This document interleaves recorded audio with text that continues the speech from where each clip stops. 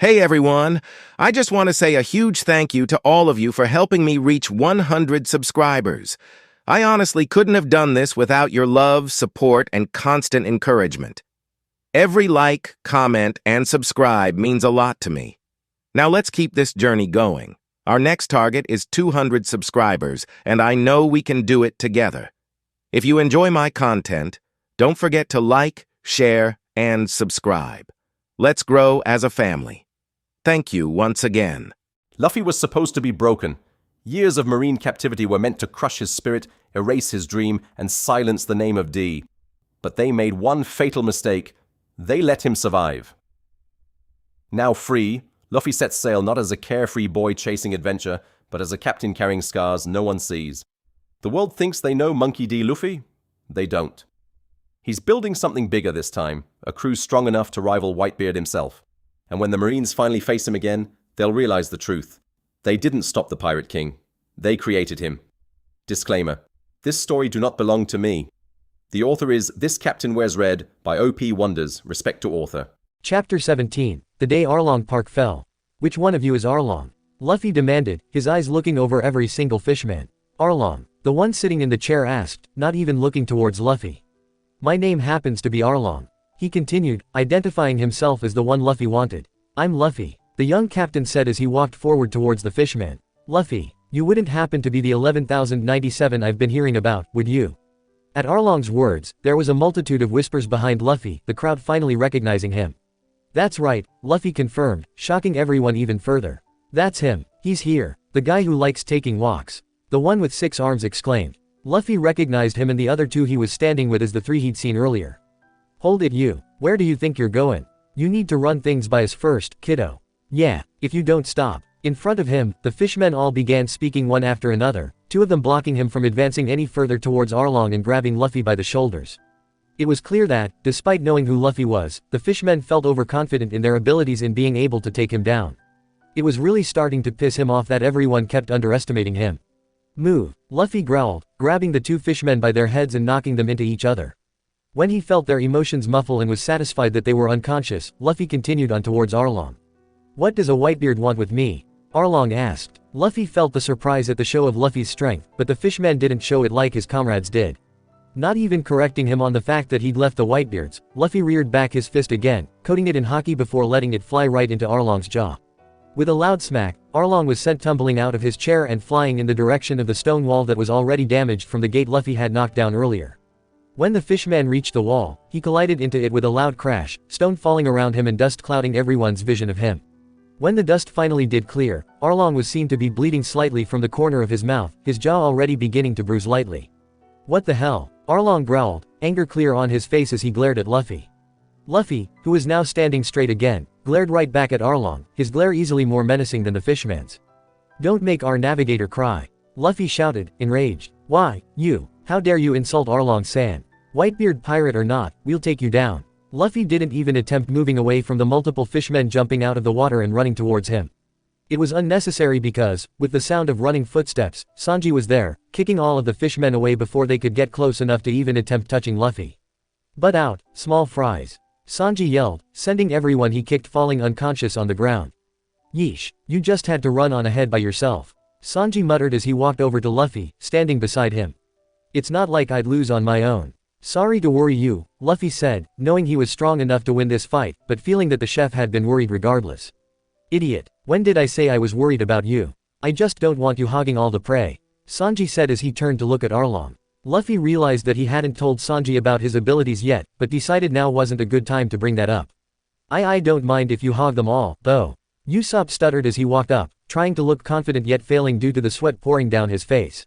You sure got some guts, Zoro said as he walked in behind Usopp. That's him, he's the unknown swordsman, the fishman that had recognized Luffy exclaimed, pointing at Zoro with wide eyes. It's Roronoa Zoro, the blue fishman beside him said, his arms crossed over his chest. Yeah, I thought so, he tricked me, look, sign, and hinker. No, hook, line and sinker, right. The octopus fishman said, more to himself than to the others. Look, it's Long Nose, another realized once they saw Usopp. Didn't Nami kill him? The octopus fishman asked in surprise. The bastard's still alive, which means, the fishman behind the octopus started. I knew it. The girl was a traitor, just as I suspected. The blue one said with a frown. Arlong, who had been silent this entire time, grinned. Your navigator, huh? Sorry, but I don't recall making a Whitebeard navigator cry. Arlong said, still sitting amongst the rubble of the wall he'd crashed into. I'm not a Whitebeard pirate anymore. I'm starting my own crew, and Nami's our navigator. Luffy explained, crossing his arms over his chest. I see. You were after Nami from the very start. Arlong muttered, his eyes scanning over the 4 pirates in front of him. But, I think you have your information wrong. Nami is my navigator, not some former Whitebeard pirate's navigator. What can you 4 inferior creatures possibly do, anyhow? Arlong demanded. Having heard enough, the octopus fishman stalked over to them. Fool, you're not worth Arlong's time. He'll be more than enough. He exclaimed, turning to look at the water beside them and using his elongated mouth as a horn, calling for something. The ground beneath them began shaking as whatever the fishman had called made its way to them. What's going on? Usopp asked, very clearly freaking out. The waves began moving turbulently as the power of whatever was coming shook them all. Where Arlong sat, rocks began falling due to the shaking ground. The whole lot of you will be food for him. Come out, Momu. At the fishman's words, a whirlpool formed in the water before Momu began rising from it. Monster. It's the Grand Line monster that destroyed the town of Gosa. Usopp shrieked, eyes bugging out from behind his goggles that he had put on. As the water fell from the large creature and began settling back down, they all saw a large sea cow with a bump on its head and tears in its eyes crying. It's here. Despite the sea cow looking a little worse for wear, Usopp was still terrified by it. Sanji and Luffy, however, were not. Oh, it's him, Luffy asked as he turned to look at Momu who was staring back with wide, terrified eyes. He's a friend of the fishmen. Sanji asked next. The cow's tears began falling faster as he remembered the 2 of them beating him up. Knowing he couldn't do anything against them, Momu turned and began swimming away. Wait, Momu, where are you going? Hey, stop, get back here, Momu, the octopus fishman shouted after the sea cow, flailing his 6 arms at him. A spike in rage from Arlong had Luffy turning to look back at the sitting fishman, only to see him glaring fiercely in Momu's direction. Momu, what are you doing? He asked menacingly. The sea cow immediately froze in fear, eyes blown open wide and sweating. Though, if you want to run away, I won't stop you. Understand, Momu. Arlong continued with a vicious grin, still radiating anger. At once, the cow's demeanor changed from fearful to angry determination. Turning around, Momu reared his body out of the water and opened his mouth, showing them all his long sharp teeth. It's coming. It's coming. Usopp screeched in terror, waving his hands in a vain attempt at stopping the advancing monster. All right, follow after Momu, the fishmen announced as they pulled out their weapons. I'm sorry. I'm sorry. I'm sorry. I'm sorry. Usopp repeated over and over. Meanwhile, Zoro was pulling out his sword, and Sanji was grinning, both of them unafraid of Momu. I'll do it. This is a waste of time, Luffy told them, stomping his feet into the concrete ground, leaving him immobilized. He began twisting his body up in preparation, and once he deemed himself twisted enough he stretched his arms out to grab Momu by the horns. Seeing this, the advancing fishmen stopped in their advances, eyes widening. What's he planning this time? Sanji asked from where he watched. Nothing good, Zoro answered knowingly. His arms stretched. A fishman said in surprise. So the Marines were right. He has a devil fruit. Arlong muttered to himself. What? Who cares? Go. Still overconfident in themselves, the fishmen began moving once more towards the immobile Luffy. What concerned Zoro and Sanji wasn't the fact that Luffy looked as if he was going to be attacked, rather it looked like Luffy was preparing his own attack. Whoa, run, Zoro yelled to Sanji. What's he doing? The chef asked, his visible eye widening. I dunno, but it doesn't look good. Zoro answered before running off with Sanji. Gum, pinwheel, Luffy shouted, untwisting his body and bringing Momu along with him. Using the giant sea monster, Luffy spun him around into the nearby fishmen, knocking them all down until finally, he flung Momu off into the water. I didn't come here to take on these guys. The one I wanna beat up, is you. Luffy shouted, turning to point at Arlong. The man, still seething in rage, grinned. That's perfect, then. I was just thinking of killing you now. Arlong growled out. That was dangerous, you. Sanji barked, kicking Luffy lightly in the head as he reprimanded him. Are you trying to kill us too? Usopp yelled next, still terrified. Huh, Luffy said to himself, slowly swaying his body back and forth, his feet still stuck firmly in the ground. Yo, quick pause, smash that like button, hit subscribe if you're new here, share this video, and tell me in the comments which part you're loving the most. What are you doing? Usopp shouted. How dare you hurt our brothers? It would seem we need to fight, too. Looks like we need to teach them the difference between our species. The 3 Luffy had met on the road said. Seeing this, Zoro grinned. The main forces finally show up, huh? the swordsman said eagerly while Usopp slowly backed away. Arlong-san, please stay there quietly. If you go on a mad rampage, you'll tear all of Arlong Park into pieces. We'll take care of these guys, they said one after another, working themselves up. Yeah, do as you wish, Arlong said with a smile of his own, relaxing in the rubble as he watched. Hey, there's something Luffy was cut off when the octopus fishman began making another loud noise. That octopus is up to something. Zoro noticed, his attention leaving Luffy and turning to the fishman. Octopus is best with a little salt and sliced up. Add some olive oil and paprika and it's a perfect snack while drinking. Sanji told them with a grin of his own. Luffy, meanwhile, was waving his hand at the two. Hey, I'm kind of in trouble. Hear me out, Luffy said again, trying to get their attention. Take this. Zero vision. Hachi ink jet. The octopus shouted before spewing out black ink right towards the three. Zoro and Sanji immediately jumped out of the way, but Luffy, unable to move, bent as far back as he could. It wasn't enough though, and the ink got all over his face and clothes. You idiot, why didn't you dodge? Zoro asked from the ground. I can't see, Luffy shouted, trying to get the ink off his face. Now to finish you off, the octopus said as he moved to pick up a large piece of rubble the size of a small house. Oi, Luffy, run, Usopp shouted from where he was hiding behind a pillar. Yeah, that's the problem. I can't seem to move, Luffy told them, struggling to pull his feet out of the ground. Sure, he had plenty of strength to put them into the ground, but whenever he tried using that strength to pull them out, his legs stretched. Huh, Sanji deadpanned. My feet are stuck, Luffy reiterated, unable to see and unable to move. Thankfully, he didn't need his eyes to see, though, and his haki let him know of the advancing fishman getting closer with the large rubble. You're the one who stuck them in the ground, Usopp yelled fearfully, thinking this was going to be it for Luffy. Why does he have to be so? Zoro, who was face-palming, couldn't even finish his own sentence. Hachi ink jet on the rocks. With that announcement, the fishman slammed the rubble down onto Luffy, only for it to split in half. What a pain, Sanji muttered, legs still in the air from having kicked the rubble in two. Sanji, great, Luffy praised, arms in the air as he cheered. Seems have wound up following one hell of an idiot captain, Sanji noted with a smile. Agreed, Zoro said next. He's awesome, Usopp shouted in awe from where he was safely watching. But he's 100 times better than a damn gang that'd hurt a lady. Sanji continued, thinking about Nami again. Lady, to think you'd bust in here just for that one lousy girl. You really know how to make us laugh. The fishman with the large pointed elbows said. Lousy girl, just try and insult Nami-san one more time. I'll use a buttered frying pan to turn you into Munye, fishman. The chef said, taking his cigarette out of his mouth and pointing it towards the fishman in question. You seem somewhat skilled for a human. Any sort of chivalry from a pirate is obviously half-hearted. The fishman taunted. Go ahead and see if my chivalry is half-hearted or not. Sanji taunted right back, placing the cigarette back in his mouth. I was raised by an unbeatable pirate for half my life. He continued, taking a drag of the cigarette and grinning at the fishman. It appears you don't know the true level of the fishman species. The fishman said, moving into a stance that indicated he'd be fighting Sanji without weapons. While the two were talking, Usopp had moved towards Luffy and was now attempting to pull his captain out of the ground, only to have the same problem Luffy had when the teen only stretched. They're really stuck, Luffy said, unfazed by this. Still, they're still stuck, Usopp asked, struggling to continue pulling Luffy. Yup, they're still stuck. I get the feeling just pulling me won't get them unstuck, Luffy said with a blank expression. Are you even trying? Are you even trying to pull your legs out? Usopp barked in Luffy's ear. What are they playing around in Arlong Park for? I'll kill them, the octopus fishman said, picking up one of the halves of the rubble from before, aiming right for Usopp and Luffy. Seeing this, the sniper screamed in fear, running and pulling Luffy with him. Hey, you, get unstuck already, Usopp shouted fearfully as he ran, Luffy under his arm. Get back here, the fishman yelled. Hey, octopus, they're busy right now, I'll take you on, Zoro said, pointing his sheathed sword to the fishman. Roronoa Zoro. Yeah, I forgot, how dare you trick me, he shouted, throwing the rubble down at Zoro.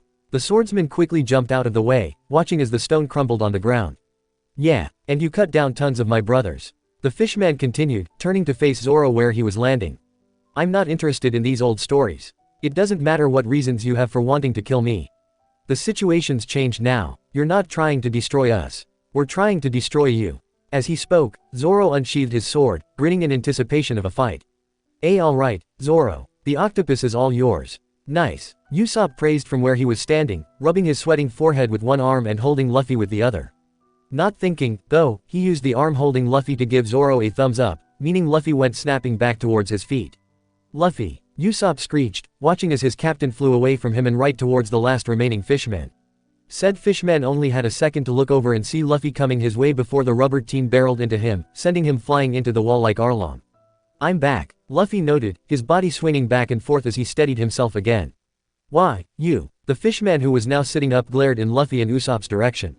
My bad, Usopp cried, tears streaming down his face. Seems you really do want me to kill you. It took all of 2 seconds for Usopp to react when he saw the fishman getting up, and just as fast as he realized it, he was running away. He screamed in terror as he ran through the watching crowd, and Luffy watched as the fishman he'd accidentally knocked down ran after him. Luffy watched proudly when Usopp distracted the fishman from the people of Kokoyashi, instead goading the man to follow after him by hitting him in the face with an exploding star. You're all pathetic. Move, I'm sick of watching this. Arlong ordered as he stood up. Arlong-san, we asked you not to go on a rampage. The fishman with Sanji said. I won't, I just thought up a fun game. Arlong said, walking slowly forward and still grinning menacingly.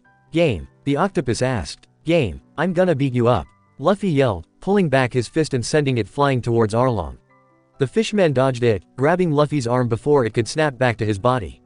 Do you really think you can beat us? Arlong taunted confidently. So what if we do? Sanji asked. We do, stupid head. Let go, Luffy shouted, trying to pull his arm back. Sounds like he has something to say. Zoro noticed. They all watched as Arlong shoved his hand into the ground near Luffy's feet, pulling the entire stone out from the ground and holding Luffy still stuck in the stone in the air. People with devil fruit powers can't swim. Though, even people without powers would sink in this situation. Arlong laughed, looking up at Luffy, his murderous intent clear as day even without haki. He's gonna throw him into the sea. Zoro asked, beginning to freak out now. Gum pistol. Even though the dunk in the sea was imminent, Luffy didn't think about that as he shot out his free arm, punching towards Arlong's face. His haki yelled at him instantly, and without dwelling on it, the rubber team coated his arm in armament haki. It was just in time, because Arlong opened his mouth, chomping down on Luffy's now protected arm. When his teeth met the almost steely coating, they began crumbling from the force he'd used on them and Luffy was able to pull his arm back. Ah, what the? In his surprised stupor, Arlong dropped Luffy to the ground, the stone crumbling away from his feet as a result and freeing him. Phew, I really didn't want to go in the water. Luffy said, wiping his clothes off which were still covered in ink. Then stop getting yourself stuck. Zoro and Sanji barked angrily, Luffy feeling that their anger came from their worry.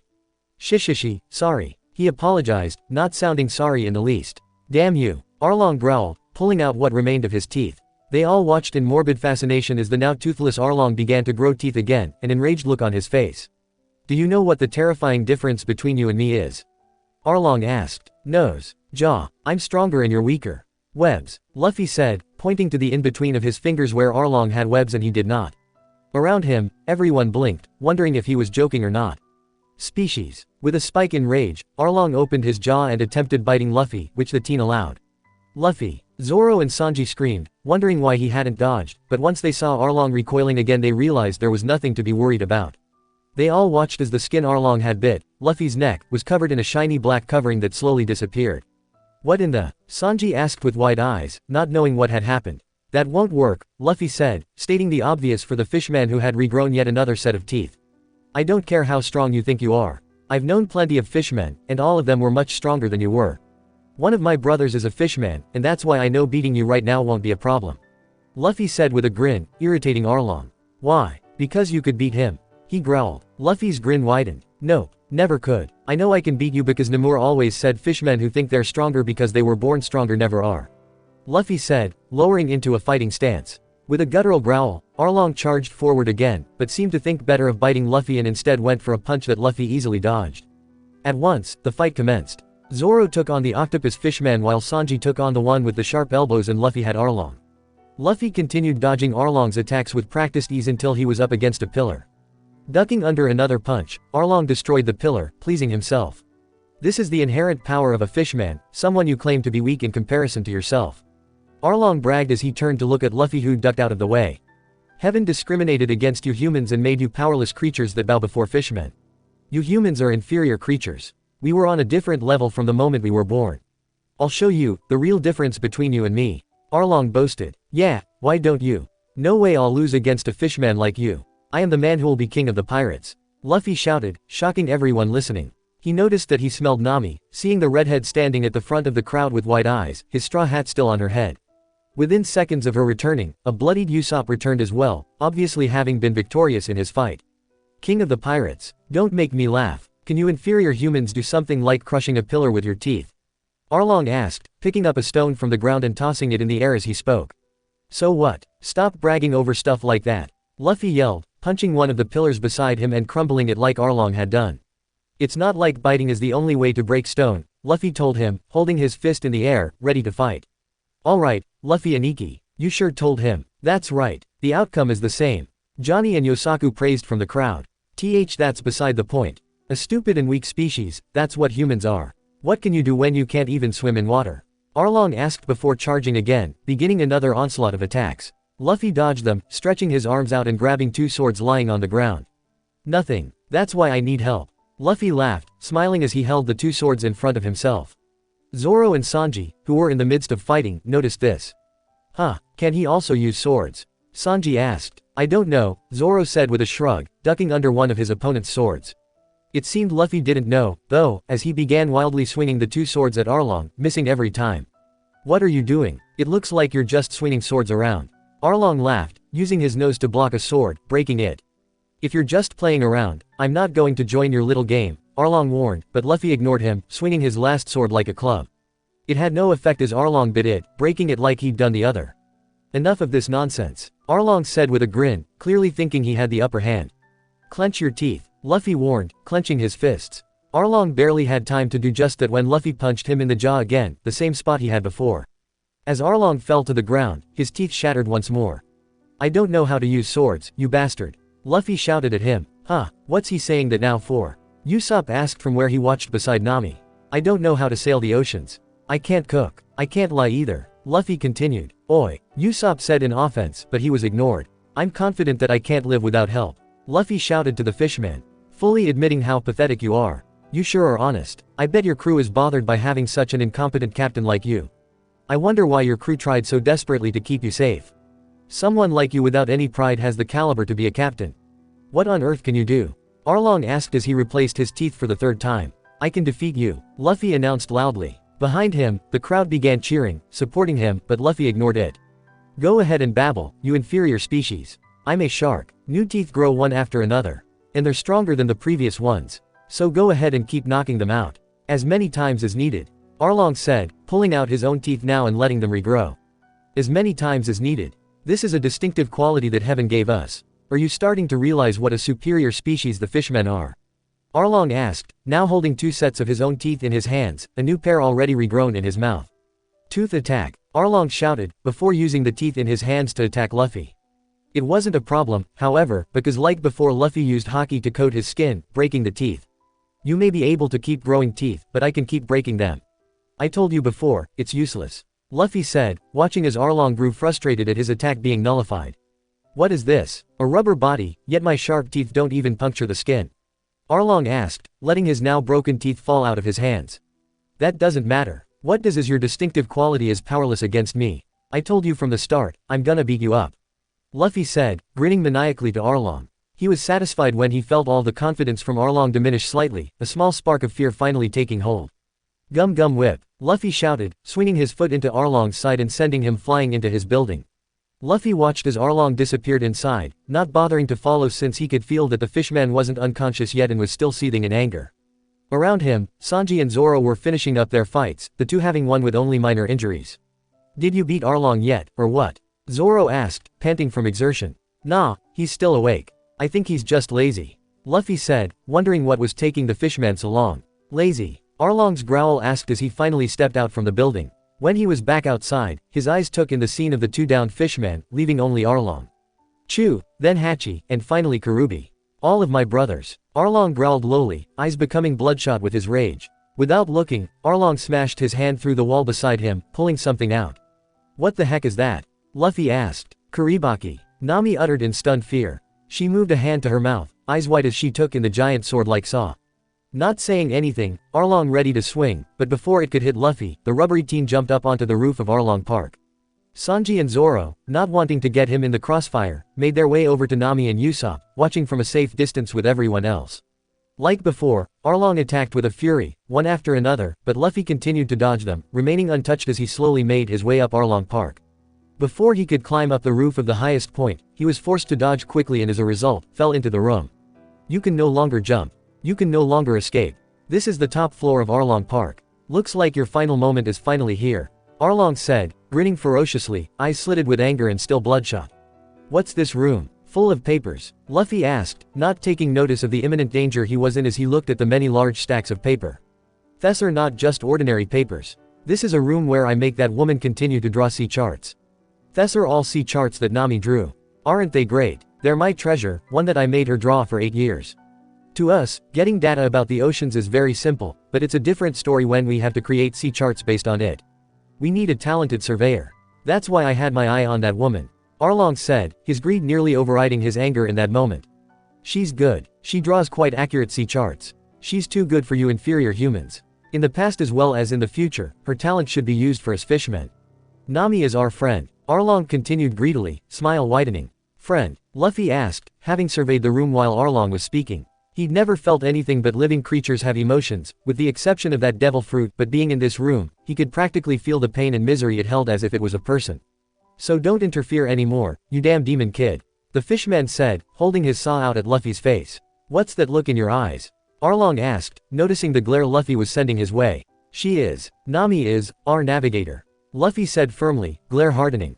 You plan to make her the navigator of some shabby boat. You'd only end up wasting her talent. Just look. How many people in this world can draw such accurate charts? The girl has a gift. As Arlong continued talking, Luffy noticed a pen falling to the ground and stretched out his hand to grab it, flipping it over in his hands.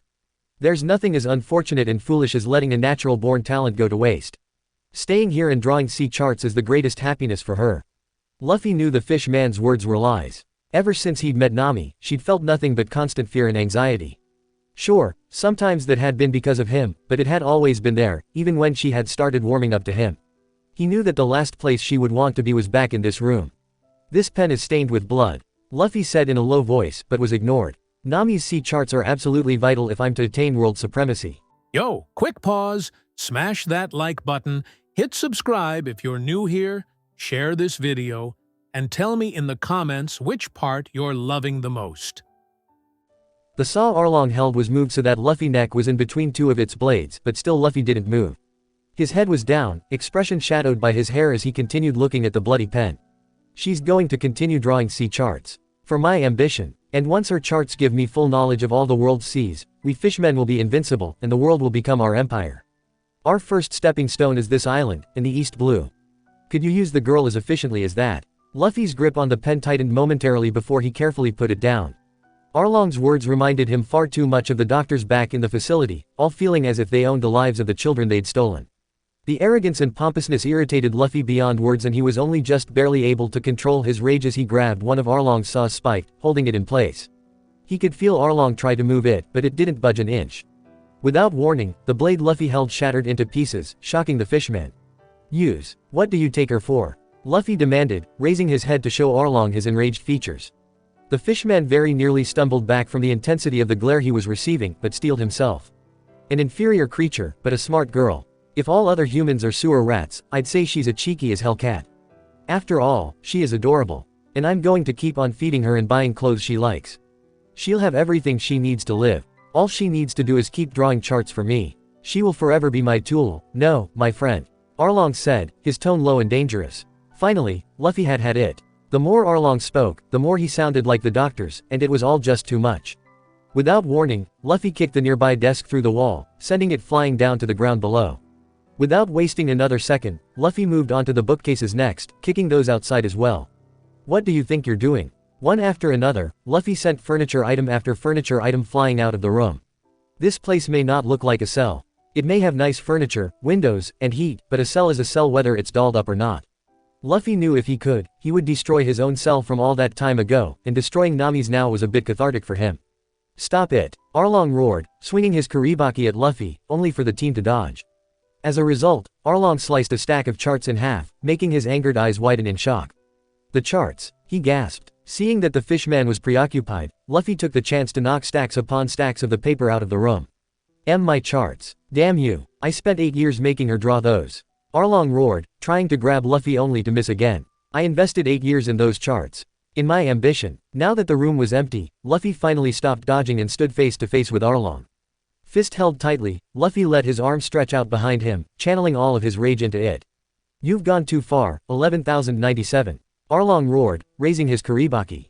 Fishmen are great in sea charts this and circumstances that. I don't know much about that stuff. But I finally figured out how to save her. She can't go because this room is here. If she doesn't want to be here, then I'll just destroy it all. And you with it, Luffy shouted, sending his fist forward and getting another good punch in on Arlong, dodging the saw as it swung down towards him. Before Arlong could get up to retaliate, Luffy kicked his foot into the air, letting it smash through the roof and continue high into the sky. Gum gum, don't get cocky. Arlong Park can't ever be brought down by you inferior beings. Battle axe. Slamming his foot down, Luffy hit Arlong in the chest, pushing him down floor after floor through Arlong Park and leaving him in a crater at the very bottom. With that, the fishman's emotions muted and Luffy knew he had won. He didn't have a chance to celebrate his victory however, because the building suddenly began shaking, stone and wood falling as it became unstable. Luffy wasn't worried though and let himself get caught up in the destruction. Rocks and wood fell on him, but it had no effect. He felt himself falling, felt the rubble settling around him, and once the loud commotion was finally gone, he could hear the silence outside. With the building done falling, Luffy stood from the debris, ink still covering his face and clothes and now dusty and dirty from the building crashing down, yet he had not a scratch on him. Luffy, big bro. He heard the cheers from the crowd, but he couldn't move to respond yet, still trying to calm down from the rage he had felt. Nami. He finally yelled, everyone silencing. You're my nakama. At his words, he could feel the stunned surprise in them all. Nami's emotions flooded over to him, her gratitude, her happiness, and her awe. He won. He won. Arlong Park has fallen. Chapter 18. Leaving Konami Island. He did it. 11,097 won. Arlong Park has fallen. Luffy hadn't expected it, but he wasn't stopping it either as the townspeople all rushed over to him, tossing him in the air as they cheered on his victory. He laughed loudly, smiling his D-smile as he did and let them throw him over and over. It wasn't until they accidentally dropped him that the cheering stopped, but when Luffy laughed it off, they calmed down and smiled along with him. This is awesome. Luffy laughed cheerfully, only to be surprised when something was pushed onto his head. He immediately recognized it as his straw hat, and at the same time as he realized that the smell of tangerines and money drifted to his nose. Nami, he said, smiling widely again as he turned his head to look at her. She was smiling shakily right back at him, and he took the time to stand back up in front of her, the two of them high-fiving and laughing. Hold it right there, you. Looking over, the smile on everyone's faces dropped when they saw a group of Marines, the same ones Luffy had seen Pinwheel Man walking with earlier, standing where the gates to Arlong Park used to be. What a lucky day today is. Well done, 11,097. I watched the entire fight. What a Whitebeard pirate had against Arlong, I don't know, but that doesn't matter. However, thanks to you all the money I was to give Arlong and all the money and valuables stored in Arlong Park is now mine. Everyone drop your weapons. I, Colonel Nezumi of the Navy Branch No. 16, hereby take credit for what you've done here. Nezumi announced, only to shriek in surprise when the back of his collar was pulled. Zoro. Usopp yelled, seeing that the swordsman was the one holding the marine. Don't ruin people's fun when they're finally happy. Zoro said threateningly, glaring at the marine. Within seconds, the group of marines were down on the ground, twitching in pain. Just you try laying a finger on me. Whitebeards or not, you'll be sorry. Nezumi coughed out painfully. He's still saying it? Sanji asked incredulously, rubbing his head. As he did, Nami walked over to Nezumi, crouching beside him. This is for shooting Nojiko and tearing up Belmere Sands Tangerine Orchard. She said softly to him. Huh. Nezumi couldn't even blink before Nami slammed her bow staff into his head sending him flying into the water. Thanks, Nami, that felt good. Nojiko said with a wink. I am 1,000 more of those. Pinwheel Man shouted. When Nezumi pulled himself out of the water, Nami was quick to grab onto the whiskers on the man's face, pulling them. You guys are gonna clean up after those fishmen now. And you're gonna help rebuild the town of Gosa. And you're not gonna touch any money or valuables in Arlong Park. That's the island's money. Got it? She demanded, continuing to tug on the whiskers. Ow, I'll do what you say. He said hastily, wanting the pain to stop. And one other thing, give me my money back. She demanded further, an angry look on her face. I'll give it back. I don't care anymore. He agreed. Anything you'd like to add, Luffy? She asked the straw-hatted teen. Oh, I'm not a part of the Whitebeards anymore, so stop saying that. Luffy said, pouting slightly at the fact that he had to keep saying it. He was looking forward to the day when people would recognize him as his own captain rather than a Whitebeard. Not that there was anything wrong with being a Whitebeard, but he wasn't one anymore. Oh okay, I get it. Nezumi cried, tears streaming down his face. Satisfied, Nami let him go and the marine began swimming away as fast as he could. I'll get you one day, pirates. 11,097, you're the captain, right? Don't forget this. Some major stuff's gonna happen to you now.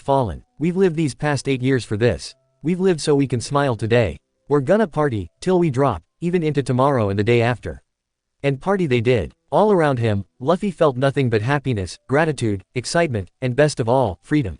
No one had any of their fear or anxieties from before. No one was sad, or scared, or tense, or worried. Everywhere he looked, every person he passed, was finally free, and the smile on Luffy's face couldn't possibly get any bigger. He knew all too well how freeing it felt to no longer be held captive by someone.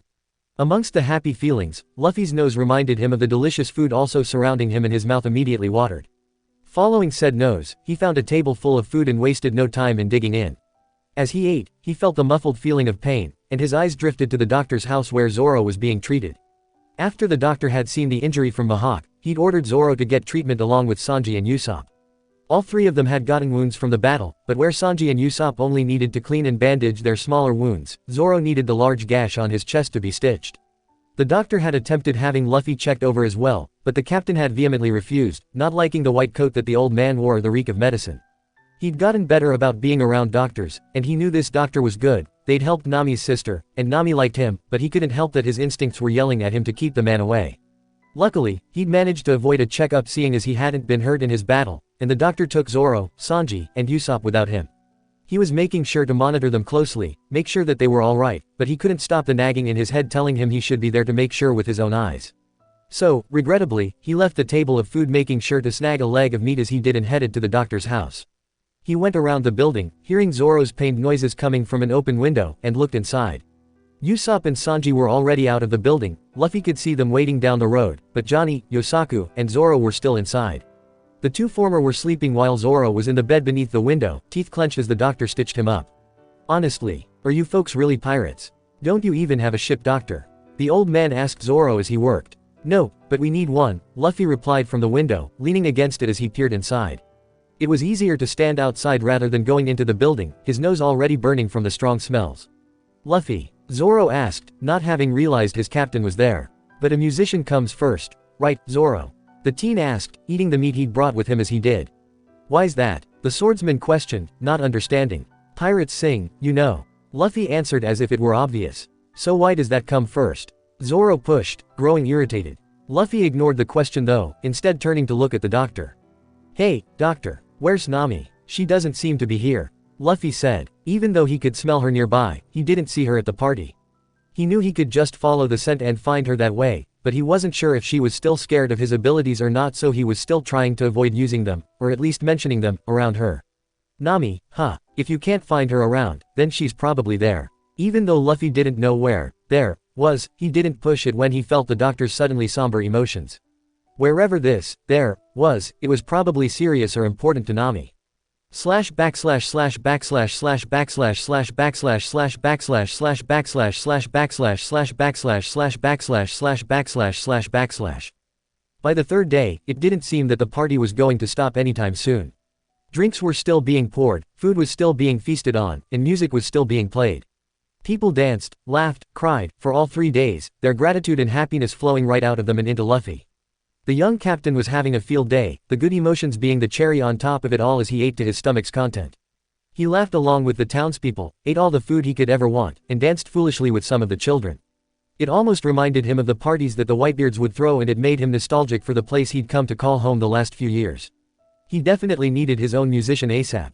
He'd seen Nami around occasionally, but with all the chaos of the partying, it had only ever been for a few minutes before she was leaving and going off somewhere. Now, it was dark out, the party having raged on all morning and now going into the night. Luffy was grabbing as much meat as he could while following his nose to where Sanji was, a goal in mind and determination driving him forward. "Hey, Sanji, that melon you just had, was there something on it?" Luffy asked as he barreled around a corner to look in between two houses where both Sanji and Zoro sat. He had a leg of meat in his mouth and one in each hand as he addressed the chef, eyes wild with the need to know about the delicious food he'd seen and smelled. "What's with the meat in your hands?" "Sure was. It's raw ham melon, so there was raw ham on it," Sanji explained after addressing the meat Luffy had. "Raw ham melon, that sounds yummy. Where did you get it?" Luffy demanded, leaning towards the blonde urgently. "Dunno. The whole village is a buffet party, so I dunno where I got it." Sanji hadn't even finished his sentence before Luffy had run off in his search for the mysterious meat. With all the food smells and people, Luffy wasn't able to easily pick up the smell he could remember from when he saw Sanji. He ran around aimlessly, grabbing more meat as he passed it, in search of the food, but no matter how hard he searched, the elusive food was nowhere to be found. "Raw ham melon," Luffy roared as he ran up a hill. It was then he realized he'd strayed too far from the party. "Huh, there's no food around here. That's no good. Time to go back," he muttered to himself, turning to leave. "Hold it, boy." A shout clued him into the fact that he wasn't alone, and turning his head he saw Pinwheel Man standing in front of a cross near the cliff's edge. He hadn't realized in his haste for the raw ham melon where he was, but now that he did he realized he smelled that Nami had been here a lot. The scent was dulled, telling him she hadn't been here all that recently, but this was probably where she'd been the last few days instead. "A grave. Did someone die?" Luffy asked when he saw the cross in front of Pinwheel Man. "Yeah, a long time ago," the man said, taking a swig from his bottle as he did, tone somber now. "Oh, my deepest conveniences. Huh, deepest concussions. No, deepest deepest condolences." That, Luffy agreed. Even though Sabo had taught him about what to say in situations like this, the correct wording just escaped him. "Hey, boy, Nami is going to ride your ship. She's going to be a pirate. It'll be a dangerous journey." "That's fine, there's no way around that. But, if you guys ever do anything to take away Nami's smile, I will come kill you," Pinwheel Man said, his conviction strong. Luffy knew the man meant his words as they were backed by his strong feelings of protectiveness. Regardless, Luffy had no intention of ever doing that, so he shrugged. "Yeah, I'm not gonna take it away, though," he said casually. Pinwheel Man spun around, face contorted in a mask of anger that was really only protectiveness. "Got it," he reiterated sternly, Luffy gulping and nodding. "I got it," he repeated. The man calmed down after that, sitting cross-legged in front of the cross, and Luffy took that as his time to leave, yelling loudly about raw ham melon that he'd yet to find. // backslash slash backslash slash backslash slash backslash slash backslash slash backslash slash backslash slash backslash slash backslash slash backslash. This is the last of it. Yeah, alright. After 3 full days of partying, it was finally time for the crew to leave. The townspeople were nice enough to give them supplies, but they may also just be because Nami was coming with them. Like before, they hadn't seen much of Nami that morning, but Luffy wasn't worried. He knew she would come. He could practically feel her excitement from the merry. "Are you finished loading it all?" Sanji asked Zoro as the swordsman climbed up onto the deck. "Yeah," Zoro answered, jumping over the railing. "Now, then, we got lots of provisions now. We're good to go," Sanji said with a smile, taking the cigarette from his mouth. "We were only here a few days, but this island's full of memories, huh?" Usopp asked as he set the last box of supplies down, smiling happily. "Yeah," Luffy laughed happily. While they were waiting for Nami to show up, they said their goodbyes to Johnny and Yosaku, who were determined to continue their jobs as bounty hunters, the two of them standing amongst the townspeople. "Well, we should get going, too," Usopp cheered in determination. "Hey, hold on, what about Nami-san?" Sanji asked. "Maybe she's not coming," Zoro muttered. Why not?" Sanji asked in devastation, which was quick to turn into anger as he stalked over to Zoro. You made another pass at Nami-san again, didn't you?" he demanded to know, hands in fists as he yelled at the swordsman. "Why would I do that?" Zoro asked in confusion. "No, you definitely did," Sanji continued. Usopp, who was ignoring Sanji's yelling, thought to himself. "Oh, yeah, she achieved her goal. You can't stand that me and Nami-san are all lovey-dovey. And she has no reason to be a pirate. Are you an idiot? What did you call me? So she might be happier here." Usopp finished, still ignoring the yelling. "What about my happiness?" Sanji demanded, turning his rage to Usopp, and then Luffy. "If Nami-san isn't on this boat, then 98.72% of my reason for being on the boat is gone." Sanji barked to Luffy now, the veins in his neck straining as he did. Luffy, unfazed by the yelling, pointed to Sanji accusingly. "Hey, you, I couldn't find the raw ham melon anywhere," he accused as if it was Sanji's fault. Meanwhile, the crowd down at the docks was beginning to wonder where Nami was as well. They all muttered to themselves, speculating on where she could possibly be. Luffy knew still that Nami was coming, he could feel and smell her getting closer, so it wasn't a surprise to him like it was to everyone else when she finally did show up. Nami. Nami-san. Nakan. Nami ignored everyone, standing determinedly at the edge of the crowd. Get the ship moving, she shouted before breaking into a sprint. Huh, she's started sprinting, Usopp said as he watched alongside Sanji. She says to get the ship moving, Luffy said with a knowing smile, already walking off to do just that. Huh, Usopp asked in confusion, wondering why they would leave when Nami wasn't on the boat. Zoro didn't question it though and began doing just that. Sanji and Usopp both looked to each other before shrugging and joining as well. Set the sails, Luffy yelled, Usopp and Sanji doing so while Zoro raised the anchor. Hey, they're setting sail. Wait, we still haven't thanked you. Stop Nakan, at least let us thank you. Nakan. Nami, calm down. Hold it, I won't allow you to leave like this. Pinwheel Man declared as he pushed his way towards Nami. Hey, is it okay to let her leave like this? Sanji asked, thinking back to his own tearful farewell, a sharp contrast to the one Nami was trying to have. Why not? It's her decision, Luffy said, continuing to watch Nami as she zigzagged through the crowd, avoiding all the hands trying to stop her. Finally, she reached the edge of the dock and jumped, landing safely on the railing and then the deck. Once safely on board, she slowly lifted her shirt, letting all the purses and wallets fall out of it. She didn't. Huh, my wallet's gone. Mine too. Same here. Take care, everyone, Nami said with a grin as she kissed a belly bill. How dare you, you damn brat. The crowd all yelled angrily to the redhead, but she only laughed. Behind her Zoro and Usopp were both watching with pensive looks, knowing she hadn't changed from the greedy woman they knew her to be. From the lower deck, Sanji was praising her and Luffy was laughing loudly. You lousy sneak thief. Get back here. Give back our wallets. You punk. Come back anytime. Take care of yourself. We're grateful to you guys. Boy, Luffy, who was watching the island get smaller from the railing, looked to where he knew Pinwheel Man had been standing. Don't forget our promise, he called to him. Luffy didn't say anything, merely giving the man a thumbs up as Nami waved to the disappearing island. Slowly, the yelling voices got quieter and quieter until they couldn't hear them anymore. // backslash slash backslash slash backslash slash backslash slash backslash slash backslash slash backslash. Ack, I forgot, Luffy suddenly yelled out loudly, surprising the rest of the crew. It had been about an hour since they'd left the Konami Islands and all had been peaceful so far, so Luffy's yell had scared some of them, namely Usopp and Nami. Forgot what? Zoro asked, watching as Luffy ran across the deck. I gotta call Whiskey. She's gonna be so mad at me. Luffy said, eyes wide in what the crew could see was panic. Whiskey. What did you do to this beautiful woman? Sanji asked, already glaring in preparation for being angry at Luffy. He may not even know who this Whiskey person was, but all women were gorgeous and deserved to be treated like angels, so to hear one was angry meant Luffy had done something wrong. Nothing. I forgot to tell her I got poisoned. She said that I have to call her about that stuff until I get my own doctor.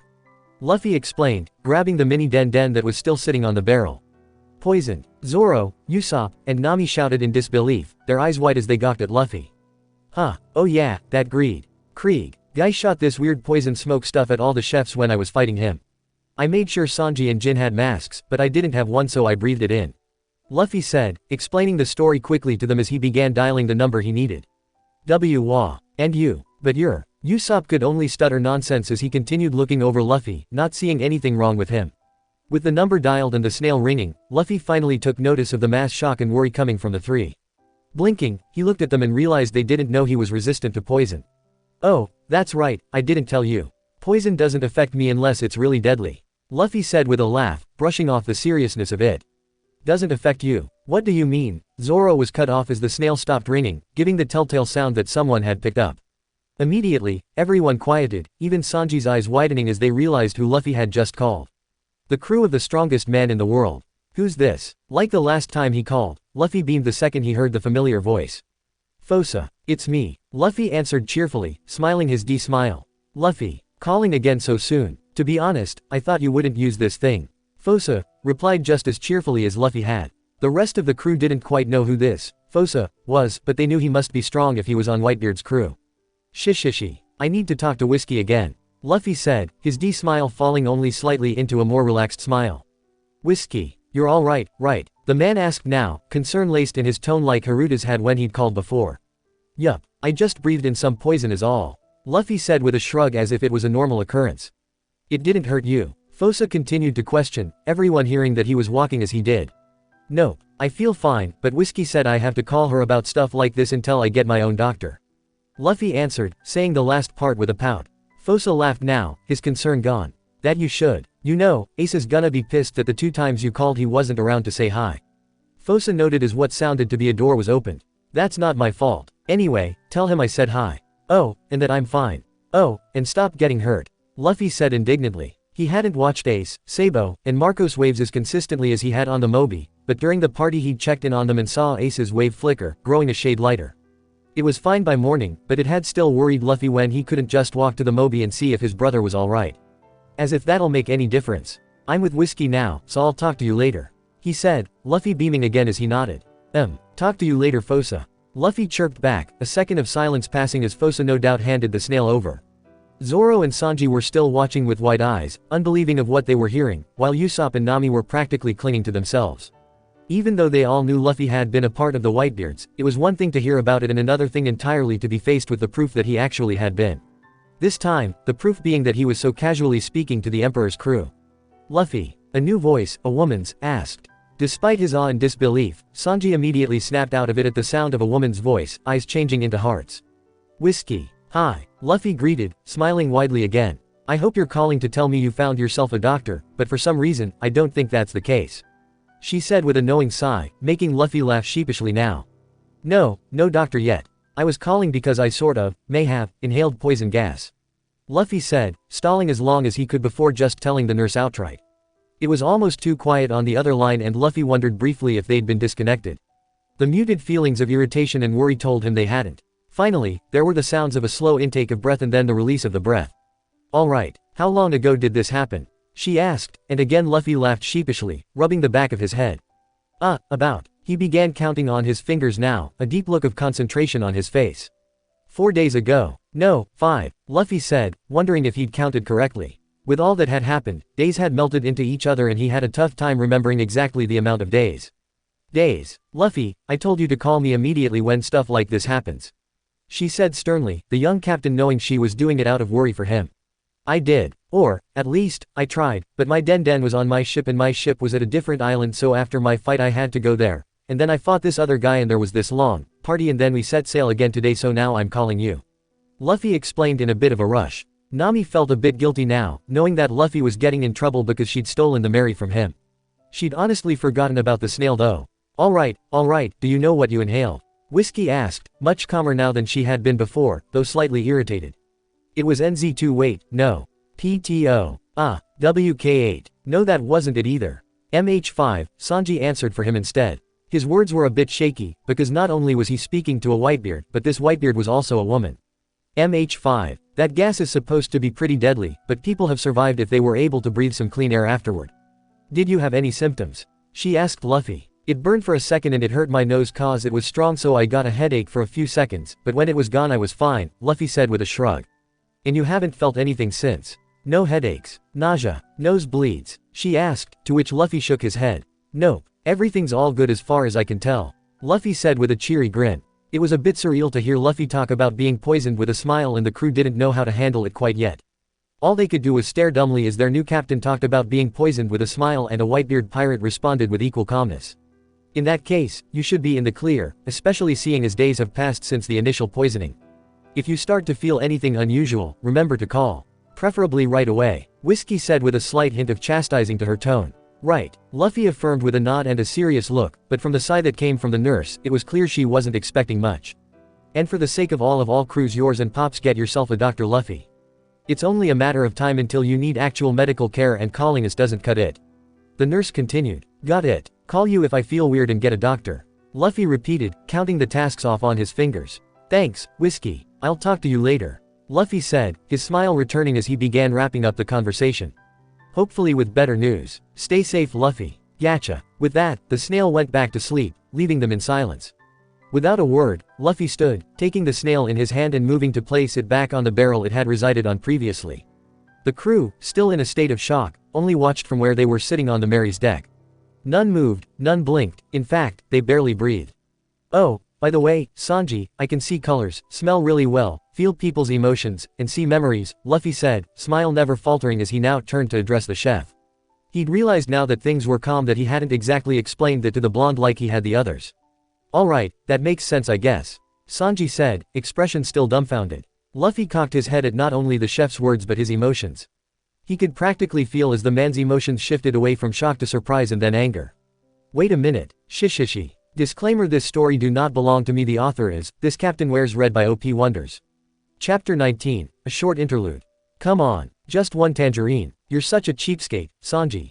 Luffy whined, sticking his tongue out at the chef. No, Sanji's immediate reply was. There wasn't a hint of hesitation in the chef as he said the word, and it was clear to Luffy that he wouldn't budge no matter how hard he tried. Pout gone, Luffy smiled his D-smile where he sat on the railing. Well, oh well, I'm happy now, anyway. Luffy laughed, taking in the calm emotions from his new crew. Nami was nearby lounging on a lounge chair as she read the newspaper, Zoro was napping against the cabin, Sanji was guarding Nami's tangerine trees and Usopp was lying on the deck with a wet cloth over his eyes after Luffy may or may not have caused him to get Tabasco in his eyes. The world sure is a turbulent place. Another coup in Villa. Nami trailed off as she turned the page of her newspaper, and when she did a piece of paper came fluttering out of it and past Luffy. What's that? He asked, blinking as he watched it pass him. Usopp took the cloth off his eyes just in time for the paper to land beside him. Seeing it, Nami and Usopp's eyes widened in surprise, the two of them shrieking at the same time. Sanji, wanting to see what had them so worked up, walked over while Zoro continued napping. WWW what? Usopp stuttered out, sitting up now. The wet cloth was long forgotten, the sniper's eyes rimmed with red still. Shishishi. This is great. Luffy cheered happily. Great. What about this is great? Exclamation mark quote. Nami asked, picking the paper up and shoving it in Luffy's face. It was the teen's wanted poster, but the bounty had been, yet again, increased another 10 million for a grand total of 360 million. Not only that, but his picture had been updated for the first time since he'd had a wanted poster. It now displayed Luffy cheerily smiling his D-smile to the camera, one hand raised and covering the corner of the frame, while to the left, behind Luffy's shoulder, was the back of Usopp's head. I have a new picture. And my bounty's higher. Soon it'll be bigger than Ace's. Luffy said, smiling at the prospect as he took the poster from Nami's hands to examine it closer. The navigator blinked, slowly processing his words before a scowl formed on her face. Do you not understand what this means? You're already a highly wanted criminal. Now it's even worse, she cried, but her rage was quick to turn to despair when Luffy only continued laughing. What did I sign up for? She moaned as she fell to the floor beside Usopp, who was silently freaking out.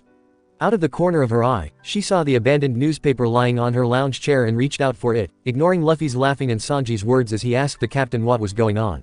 Looking at the page she'd left off on, Nami was greeted with the picture of Luffy that was on his wanted poster, big bold letters beside it reading, 11097 cuts ties with Whitebeard, the strongest man in the world. Reading over the article, she noticed that the Marines had definitely gotten some of the events wrong. Where they said Luffy had ruthlessly come to Kokoyashi and attacked Arlong without reason, only to harass the villagers after, she knew that hadn't been the case. There was talk of his fight with Buggy and Krieg, as well as speculation on what Luffy had done to be kicked out of the Whitebeards as they put it, but for the most part, it was full of propaganda about absolute justice that the navigator had seen time and again. Turning back to Luffy, Nami saw that even Zoro had woken up to see what was happening, he and Sanji both looking at the bounty poster. Luffy was smiling and talking happily to Usopp, the sniper looking utterly terrified still, but Luffy was just as quick to fall silent. With the loud, boisterous voice suddenly gone, everyone looked to the young captain to see what was wrong, but he wasn't looking at them anymore. Instead, he was looking off at the horizon, a blank look on his face. What is it, Luffy? Zoro asked, hand moving to his sword at his side. His other two had been destroyed during his fight with Hachi, the octopus fishman. Luffy tilted his head up, visibly smelling the air before turning to look at his crew. Someone's coming, Luffy said, a sudden look of deep thought on his face, a finger on his chin. Someone, do you know who it is? Sanji asked, a little surprised to see Luffy smell the air like he had. Sure, Luffy had told him about his enhanced senses and Sanji wasn't even going to try and figure out how that had happened, but it was strange to see him use those senses. I think so. I've smelled him before, Luffy muttered, eyebrows furrowing as he thought harder. It's not anyone bad, right? Usopp asked frightfully, legs already shaking at the thought. Where did I smell them? Luffy muttered instead of answering the sniper. I don't see anyone. Are you sure there's someone there? Nami asked as she leaned over the railing, looking where Luffy had. Familiar, food. Luffy continued muttering. Would you answer us? Nami asked, hitting Luffy out of frustration. Due to the strength of the hit, Luffy fell off of the railing and onto the ground, but it seemed the hit didn't faze him as his expression suddenly lit up. That's right. It's that short-body guy, Luffy exclaimed, placing a fist in his open palm at the realization. At the name, everyone looked to Luffy, blinking unknowingly. Shortbody. What kind of a name is that? Zoro asked, confused. Wait, maybe it wasn't Shortbody, the one Sanji beat up. Luffy corrected, the crew looking to Sanji now in hopes that he knew the name. I beat up? Sanji asked, pointing to himself. Luffy nodded, still grinning widely. I don't know, I've beat up a lot of people. Shortbody, wait, do you mean Full Body? He asked suddenly, Luffy nodding again. Yeah, that was his name. He's coming, Luffy said, standing up off the ground and looking back at the ocean. Full Body, wasn't he that marine guy from the Baratie? Nami asked, remembering their encounter with the marine outside the Baratie, and again once they had gone inside. That's him. Bastard wasted his perfectly good soup in front of me. Sanji said with a scowl. What bad luck to run into him again. Usopp said with a frown. He wasn't as scared as he had been the first time they'd run into the marine. Luffy had taken them all down pretty quickly after all. For who, us or them? Sanji asked, also thinking back to how easy it had been to take down the marine. In any case, I don't see anyone out there. You're not making things up, right? Nami asked, because as much as she was trying to force herself to accept Luffy's so-called abilities, there was still a large part of her that couldn't believe the teen. Of course not, Luffy said, looking mildly offended at the accusation, but otherwise still quite cheery as he looked at the ocean. Alright, I was just asking. Nami said, holding her hands up in her defense. After some time passed, Nami was almost convinced that Luffy had just been messing with them, but a shout from Usopp told them all that he had in fact been telling the truth. Hey, it's them, Usopp shouted from the upper deck where he and Luffy were at. Sanji was inside cooking and Zoro was napping yet again, so only Nami was left to look over the railing. It wasn't hard to spot the beat-up ship heading towards them, very clearly a marine ship. It didn't seem that the marines were paying them any attention though as they slowly went right past them, but before they could fully pass, the few on the deck turned to look at them.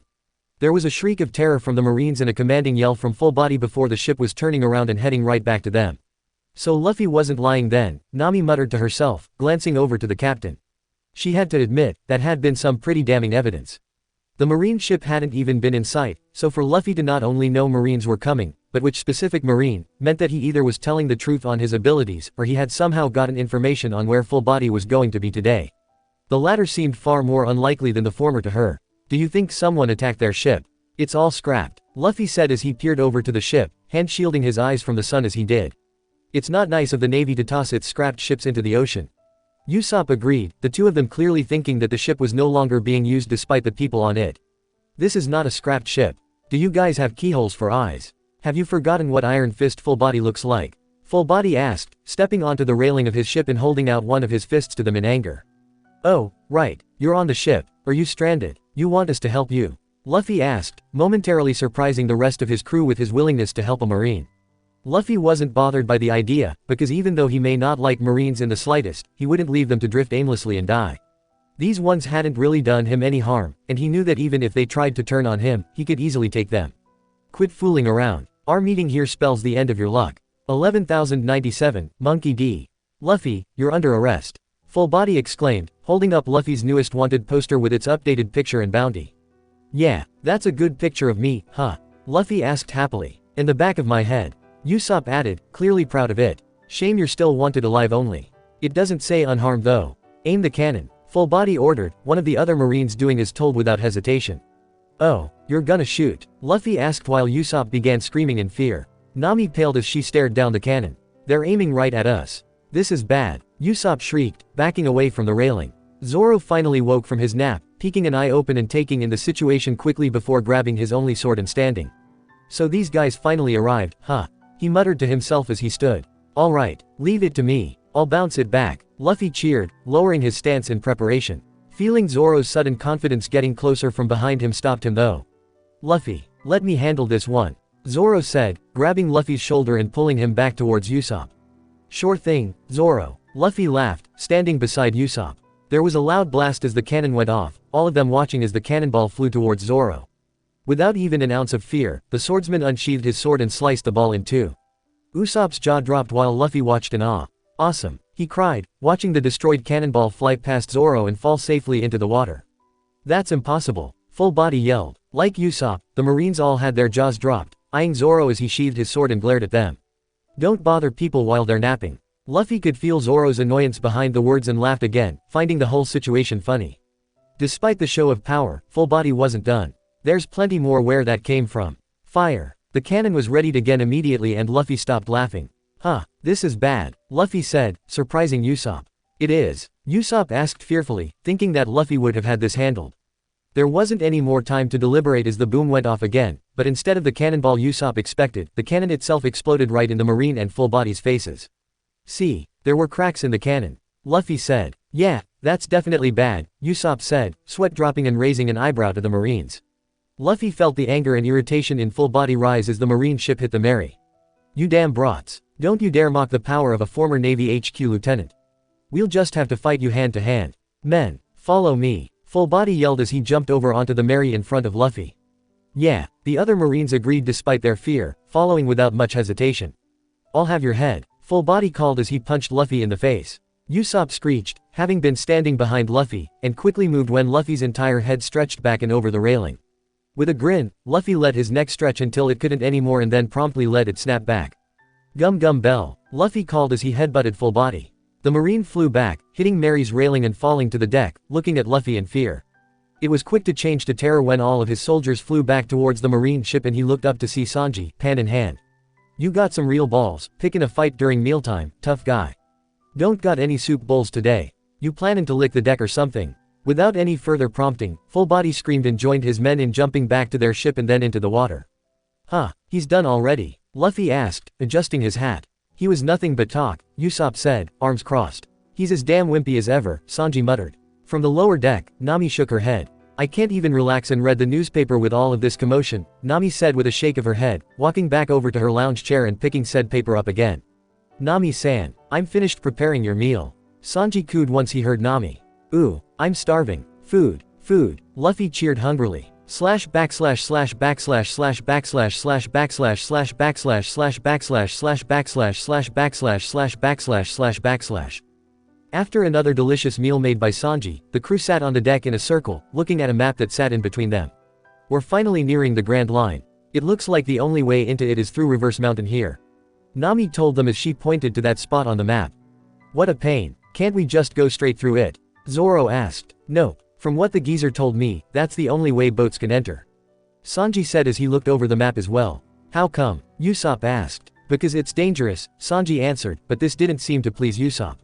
But how come? The sniper pressed, hands on his hips as he leaned towards Sanji. I don't know any more than that. The chef barked back. The reason for that is. Nami was cut off by Luffy. Ah, I can't wait. I've always wanted to go up Reverse Mountain. He said wistfully, a grin on his face as he thought of all the things the Whitebeards had told him about it. The others all looked over at Luffy at his words, blinking. Wait a second, you haven't been to Reverse Mountain? Nami asked. Huh, no, why? Luffy asked, confused now. Then how did you get to the Grand Line before? Zoro asked. At that, Luffy realized why they were asking and frowned. I don't remember, Luffy said with a shrug, because it wasn't a lie. You don't remember? Usopp questioned, sitting down now. Nope, I was taken from my island here in the East Blue, but I don't know how we got to the Grand Line. We weren't allowed outside, so we never even knew we were in the Grand Line until Pop saved us and told us. Luffy told them with a frown, pushing back the memories of being trapped in the tiny, dark closet for weeks on end.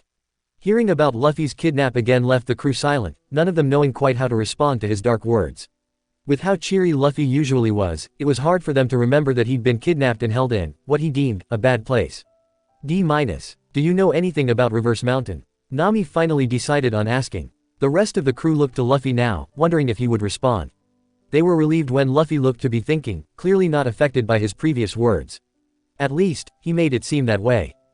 Pops and the others always said it was a pirate's rite of passage.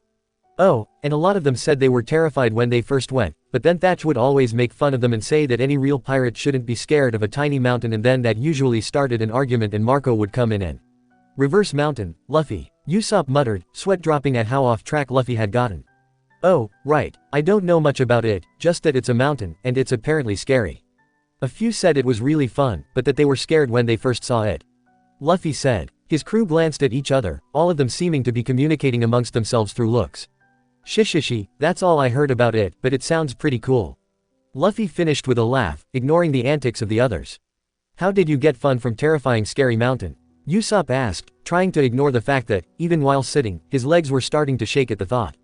He wasn't given a response as Luffy only continued laughing loudly. Well, I don't know about terrifying or scary, but either way, we have to pass it, Nami said with a sigh. Yosh, but first, let's stop at an island and get meat. Meat, meat, Luffy declared. With a sigh, Nami stretched her arm out and pointed to a spot on the map close to where Reverse Mountain was. There's a famous city on this island. Logatown, Nami said. Also known as the city of the beginning and the end. I'm pretty sure I heard that before. Zoro added, leaning against the railing and looking to the sky. It's the town where Gold Roger was born and executed. Nami finished with a frown as she examined the map. The town where the king of the pirates died. Luffy said softly, face blank. Hearing his words, Nami turned to look at him with a grin. Wanna go? She asked, already knowing the answer. Yeah, I wanna see it. I wanna see the town where the man who got the One Piece everything this world has to offer was born and then died. Luffy said, face still void of his usual smile as he spoke. His words were all they needed though to direct their ship towards the island, all of them excited to some extent to visit their next island. Slash backslash slash backslash slash backslash slash backslash slash backslash slash backslash slash backslash. Unlike before, when Luffy and Zoro had been in a small rowboat with no space to even sleep comfortably, the Mary had a much bigger deck. Now that they knew where they were going and everything that needed to be taken care of was good, that meant Luffy had time to do whatever he wanted. Most would relax, especially when time to relax as a pirate is scarce at best, but not Luffy. Relaxing was too boring for the energetic young captain, so thoughts of laying down and doing nothing were quickly dashed from his mind. Seeing as he didn't want to relax though, that meant he had to find something else to do. Nay, Zoro. Nay, Zuru, Luffy called, poking Zoro's cheek with each word. The swordsman was, unlike Luffy, attempting to take a nap against the railing. This was proving unsuccessful however due to Luffy's interference. Ru, Luffy called. Finally, the swordsman cracked an eye open, looking at Luffy in annoyance. What? He finally grumbled out, cheek still pushed in from Luffy's finger. I'm bored, Luffy whined, and despite the fact that he could feel Zoro's annoyance, he ignored it. And what am I supposed to do about it? Zoro asked with a sigh, sitting up to address his captain better. I don't know. Oh, let's play a game, Luffy suggested with a grin, sitting in front of his swordsman. A game? What kind? At Zoro's words, Luffy drew a blank. They didn't have any cards. They should probably get some at Logatown, and even though the Mary was bigger than their previous rowboat, it was still too small for some of the more physical games Luffy could think of. Tag. Zoro blinked at the sudden suggestion. Luffy was wearing a big smile on his face at the idea, nearly leaning forward on his hands towards Zoro in his excitement. Tag. No thanks. Go ask Usopp or something. The green-haired man said, closing his eyes and trying to settle down for the nap he'd attempted before. Come on, Zoro. Zoro, play tag, please. Please. Luffy whined, and every time Zoro thought his captain had given up, he'd start asking again, sometimes even pulling on Zoro's sleeve or poking his face. Slowly but surely, the swordsman's ire grew again until it was too much. That's it, he roared. Luffy wasn't surprised by the outburst in the slightest, his smile back full force as both Zoro and Luffy jumped to their feet. With a whoop, Luffy took off running, Zoro close behind. Usopp, run, Zoro's it. What? Ack, don't run towards me. From her lounge chair, Nami threw the newspaper down, rubbing her forehead. How hard is it to just relax so I can read? Slash backslash slash backslash slash backslash slash backslash slash backslash slash backslash slash backslash slash backslash slash backslash. Alright, I need some answers, Sanji said from beside Luffy. The teen looked over to the chef with a look of confusion. Answers? For what? Luffy asked, wondering what Sanji was talking about. After he'd angered Zoro into inadvertently playing tag along with Usopp, Nami had gotten annoyed and yelled at all of them, stopping the game. With nothing left to do, Luffy had gone to sit on Mary's figurehead, watching the ocean. Sanji had been in the kitchen for the most part, so for him to suddenly be demanding answers from Luffy confused him. For your abilities, or whatever they are, Sanji said, gesturing vaguely. Oh, why didn't you say so? What do you want to know? Luffy asked, turning to sit facing Sanji so that he could properly talk to him. First off, what the heck does seeing colors mean? Last I checked, most people could see colors. Sanji said, because after Luffy had announced that he could see colors, smell really well, feel people's emotions, and see memories, the teen had left it at that and left Sanji wondering what the hell half of it meant. Easy, I see colors around people. Yours is blue, like Zoro, Nami and Usopp. It means you're good people. Bad people have darker colors, like gray or blue. Luffy explained to the best of his ability. To his credit, Sanji seemed to accept this answer and moved on to another question. Alright, and you can also feel people's emotions? He questioned. Yup, you're curious. Usopp is still scared from Nami's yelling, Zoro is angry and annoyed and tired, and Nami is angry, but she's calming down now and getting more relaxed. Luffy said, foregoing the rule he usually had to not share other crewmates' emotions with other crew members. He felt it would help explain things to Sanji better if he gave examples of his abilities, and the only way to do that was to give away everyone else's emotions. Okay, seeing colors and feeling emotions. Next is seeing memories. What's that about? Sanji continued, and like most people, Luffy felt a slight fear and anxiety in the chef at his words. It was clear that he didn't like the idea that Luffy could possibly see his memories, but that was the same for most people. Don't worry, I can control that one. I don't like looking at people's memories, so I don't. If I wanted to, I just have to look in someone's eyes and I'll see their entire life up until now. I wouldn't ever do it unless absolutely necessary though. Luffy told the chef, feeling that he was more reassured than before. So you haven't looked into any of our memories then? Sanji asked, making sure. Nope, don't wanna. Luffy confirmed. Then that leaves smell. I understand that you have a strong sense of smell, but just how strong is it? Do any of the spices in the kitchen bother you? He asked, now worried. Not really. If there's a lot of pepper on something I'll start sneezing a lot, and chili powder makes my nose burn. Oh, and paprika. I don't like the smell of that either. Luffy said, trying to think of all the smells Thatch and the other chefs had used in their foods. What about foods then? I'd think hot pepper seeing as chili powder makes your nose burn, but anything else? The chef asked, clearly taking note mentally. Luffy smiled softly at that, happy that the chef cared enough to ask. Right, vinegar's strong and smelly, so I usually stay away from that. If you're cutting a lot of citrusy things like oranges and lemons it'll give me a headache, and a lot of mint is the same thing too. Other than that, I don't think there's anything else. If I think of anything else I'll tell you. Luffy said after thinking about it. Sanji nodded, dedicating the list to memory. Usually it's only when cooking that the smells bother me the most, because that's when they're strongest. If there's pepper on food, it usually won't bother me unless there's a lot of it. And if you make citrus things, once it's made, it's fine, but when you're cutting it or peeling it they smell stronger. I try and stay away from the kitchen if I smell something that bothers my nose. Luffy explained further. Even though the smells bothered him, he didn't want Sanji to stop using the ingredients completely. He knew people liked the taste of oranges and spices he did too, but when chefs work with them the smell is stronger and can irritate his nose. After the explanation, Sanji sighed, taking the cigarette out of his mouth. Got it. How did you get all these weird abilities anyhow? That's not exactly something people are born with. Sanji said, and then immediately wondered if Luffy had been born with the abilities. Sure, it would be weird, but it could very well be something as simple as that. The facility. I don't think I told you, but it wasn't a mental hospital like they said. It's a bad place run by the government and that's why they want us back so bad. So we don't say anything about it. The answer was short and simple, but the murky look in Luffy's eyes and the change in tone told Sanji that that was all the explanation he would be getting on the subject.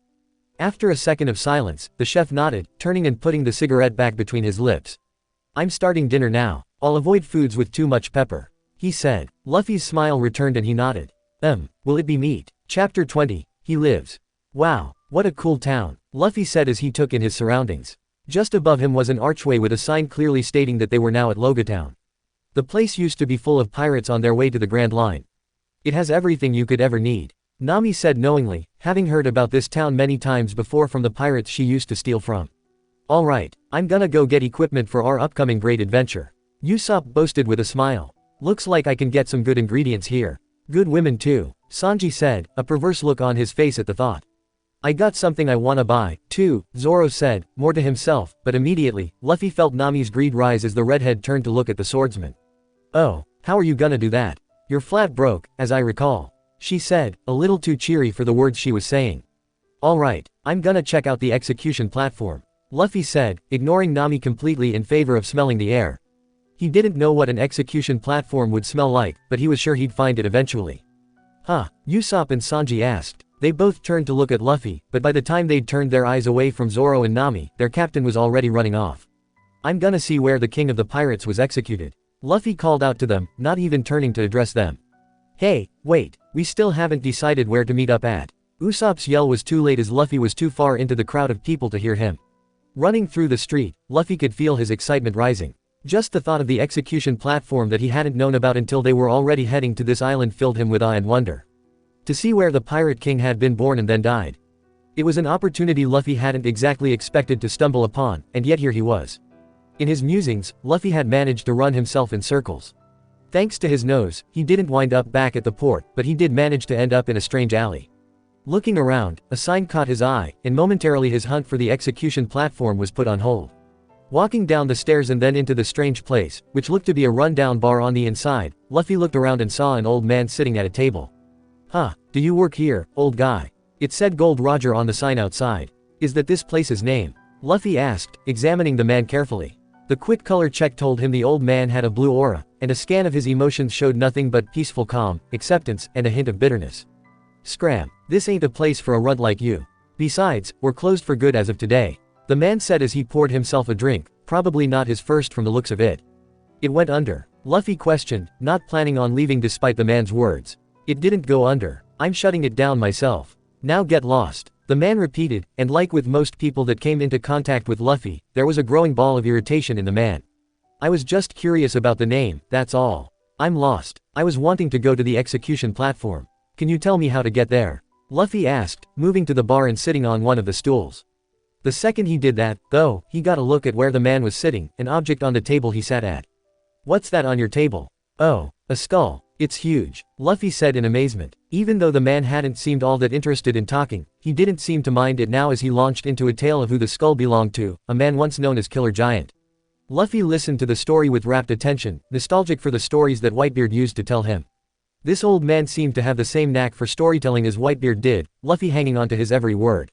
All of the stories were centered around Gall Roger himself, from when this old man knew him as a resident of this very bar, to when he was executed 22 years ago. But now look, the town's full of nothing but cowards and scum now. Men crazy enough to challenge that sea of evil are all but gone now.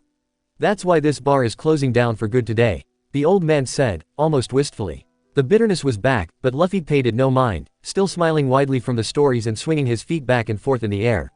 I'm going to the Grand Line too, Luffy said, more to himself as he looked to the ground. Huh, the old man asked in disbelief, eyes widening. Gold Roger's so cool, he's how a pirate should be. I set out to sea for lots of reasons, but Roger's definitely one of them.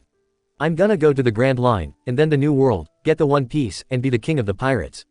Luffy said, lifting his head to show the D-grin on his face. Again, the man's disbelief rose, eyes as wide as they could get. Those are some mighty big words. And in this bar, of all places. He finally decided on saying. I only said what I meant, Luffy said honestly, smiling becoming more relaxed.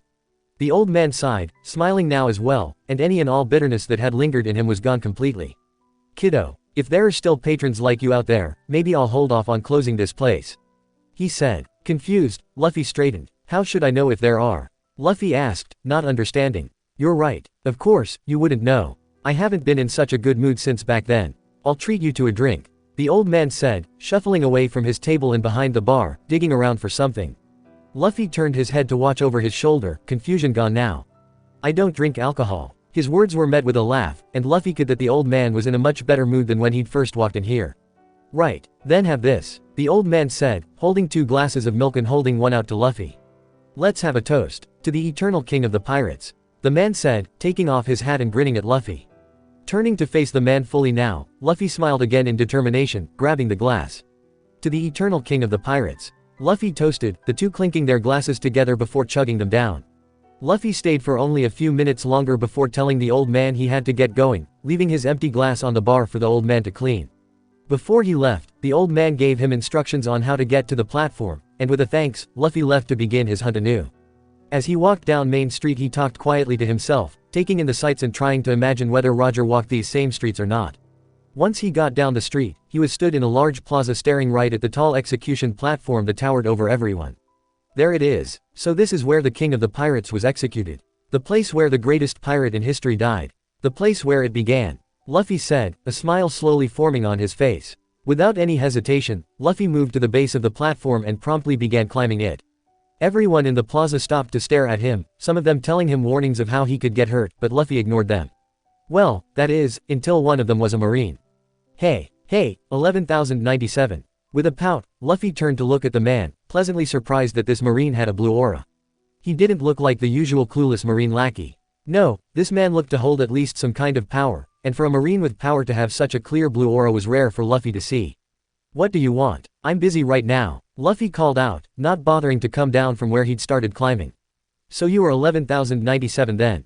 The ex-Whitebeard. The man continued. As he spoke, Luffy noted that the man had 2 cigars in his mouth, making him curious as to whether Fosa had ever tried doing that before. I'm Luffy. Do you need something? Luffy asked again, wanting to go back to his task of climbing the platform.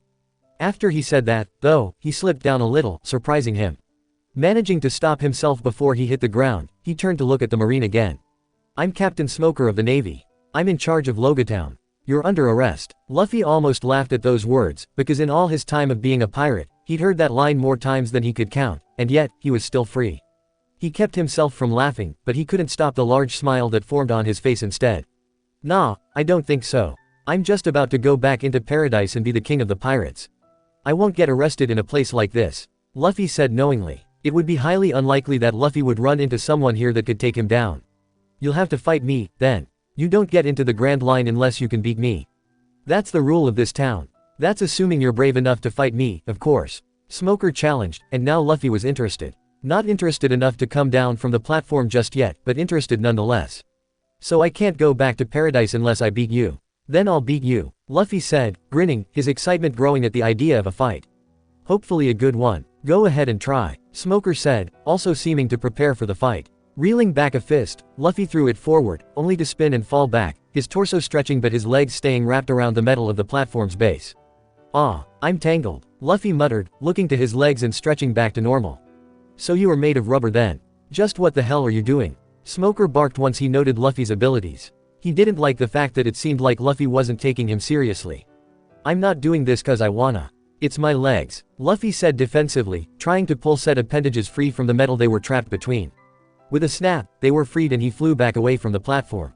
I'm unstuck. Gum Gum Pistol, Luffy called, spinning his body midair and aiming a punch right for Smoker.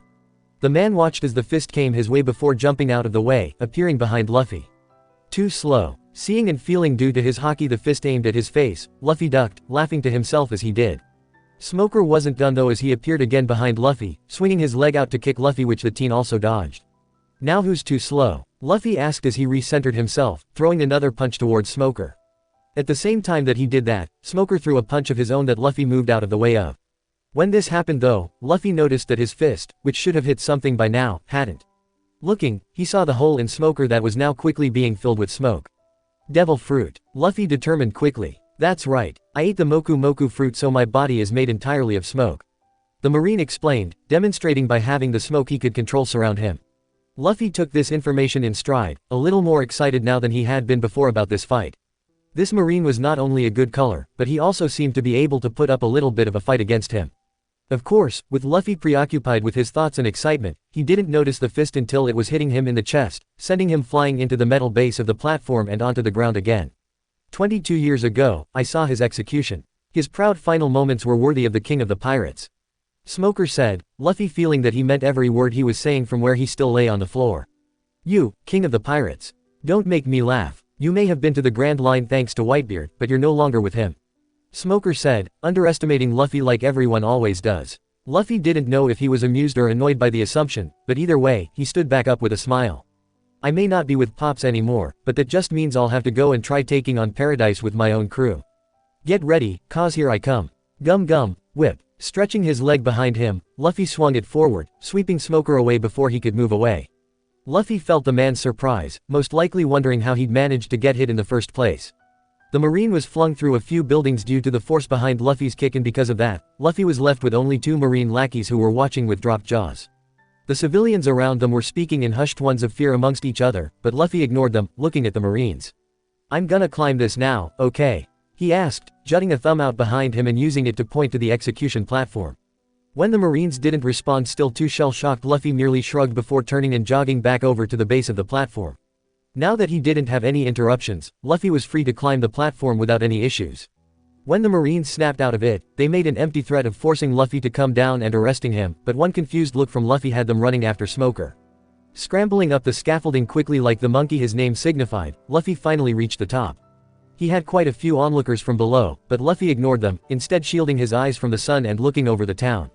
Wow, so this is the scenery that the king of the pirates saw. Wow, Luffy said in awe, a giant smile on his face as he took it all in.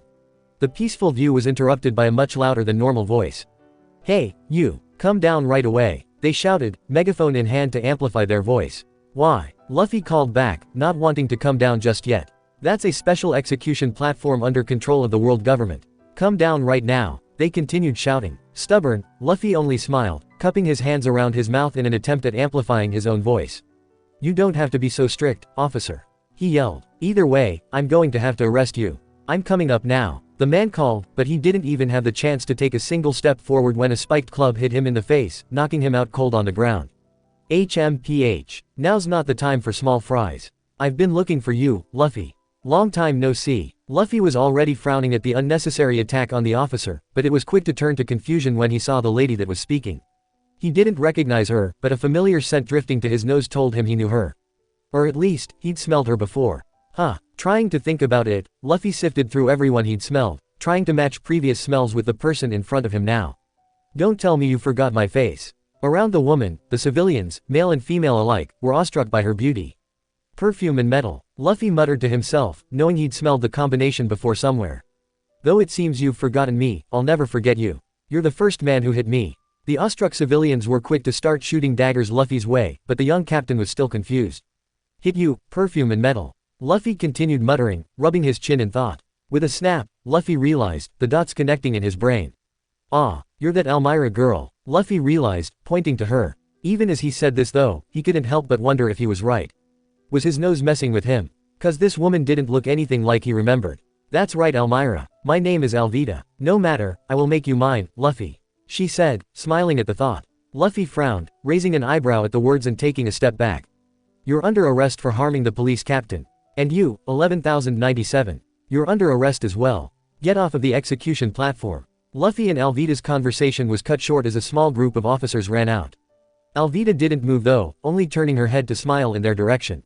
Are you sure that's something you can do? She asked sweetly, reminding Luffy of Nami whenever she was thinking about money and feeling greedy.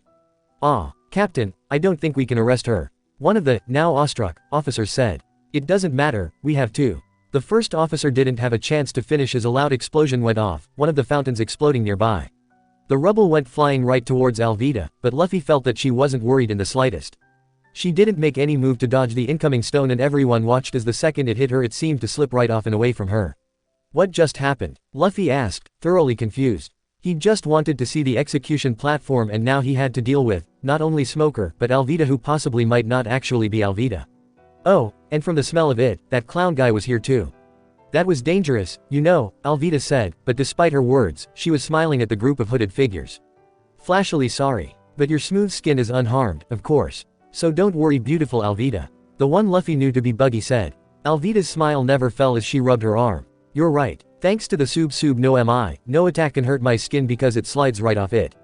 Unfortunately, my beauty couldn't be improved that much, though.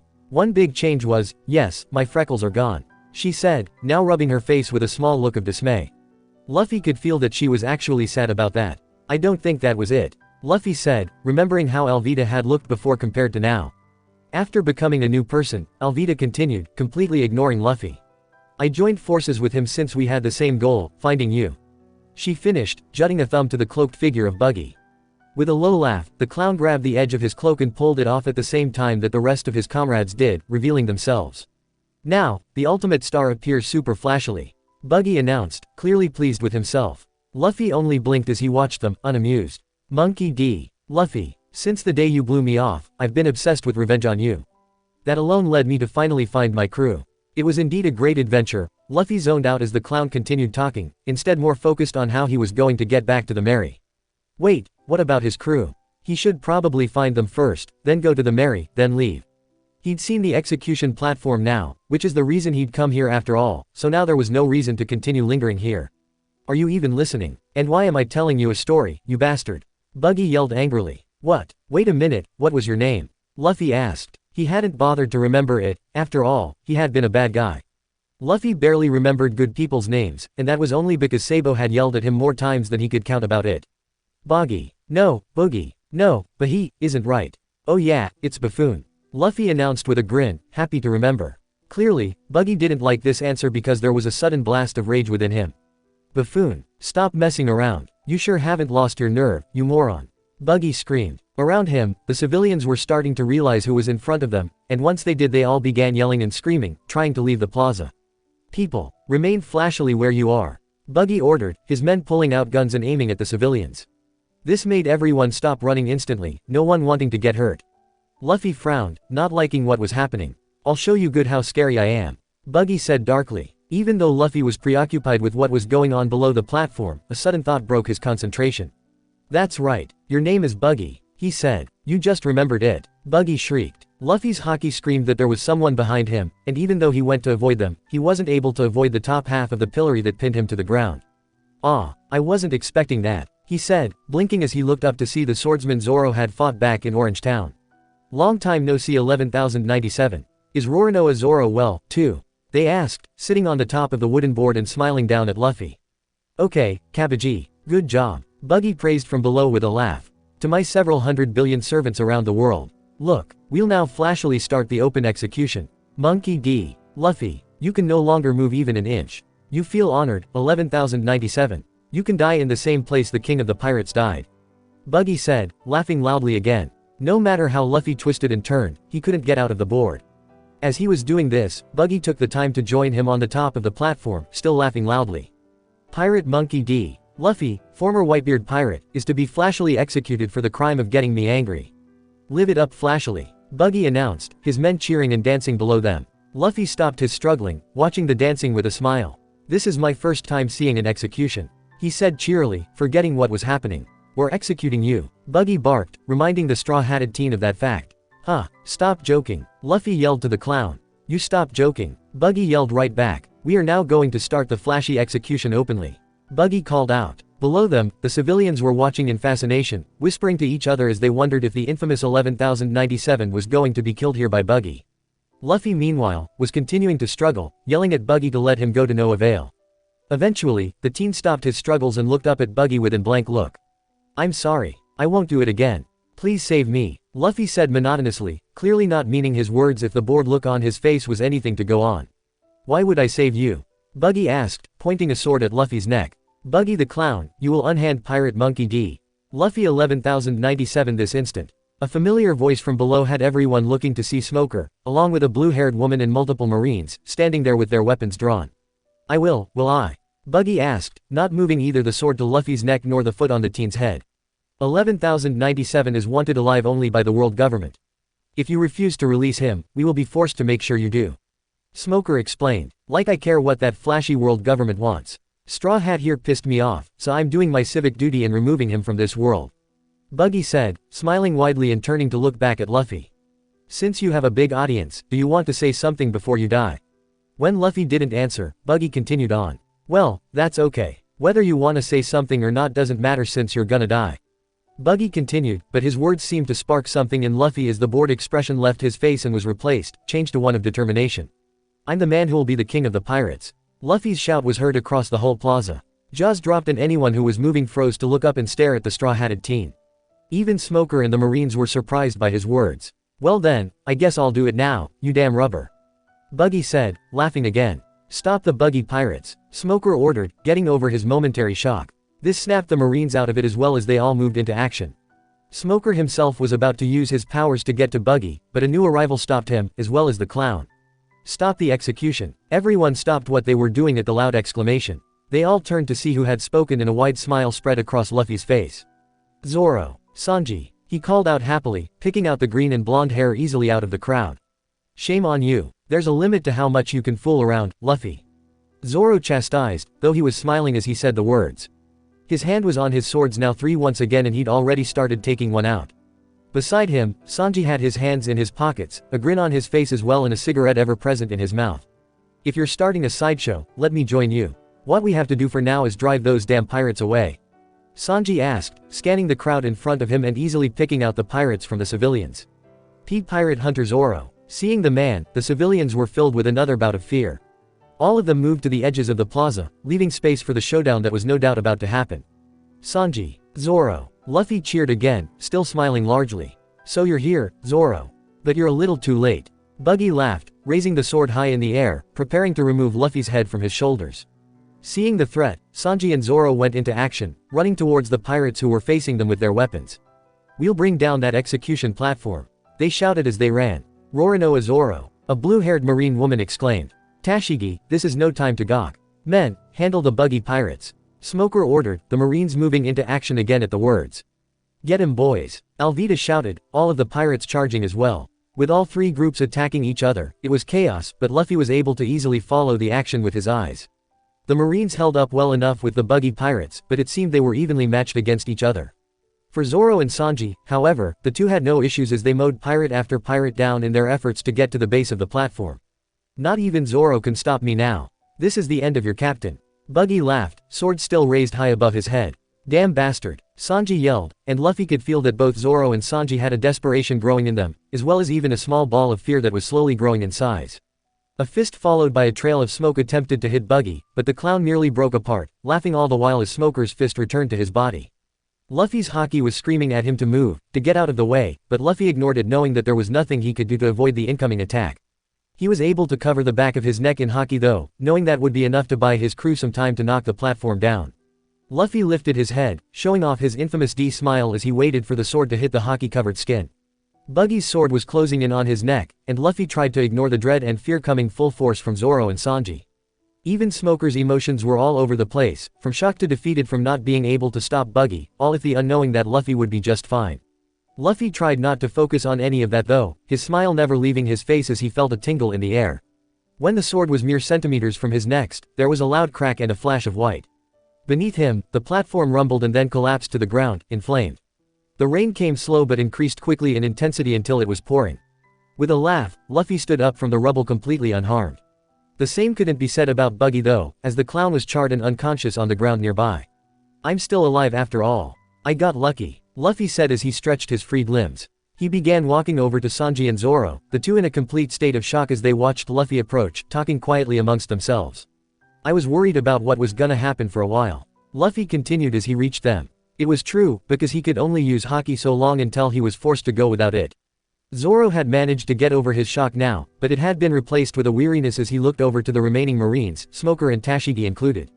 It seems we still have some problems, he said, getting both Sanji and Luffy's attention. Oh, Smokey's still here. The straw-hatted team noticed. Corner those pirates. With a roar, the plaza was filled with Marines from all angles. It seemed that there had been Marines waiting outside the plaza for them. Here they come, Sanji said as he turned to face the incoming Marines. It's getting crazy, Luffy said as he jumped out of the way of buggy pirates that were being thrown back by the Marines. When someone grabbed the back of his shirt, he nearly went to attack them before he smelled a familiar scent. Hey, Luffy, Zoro said, having been the one to grab him. Oh, Zoro, Luffy grinned, we need to get out of here, the swordsman said. None of the Marines were attacking them yet, too focused on the buggy's pirates, but it was only a matter of time until they were all that was left. We'd better hurry back to the ship or we'll never be able to leave the island.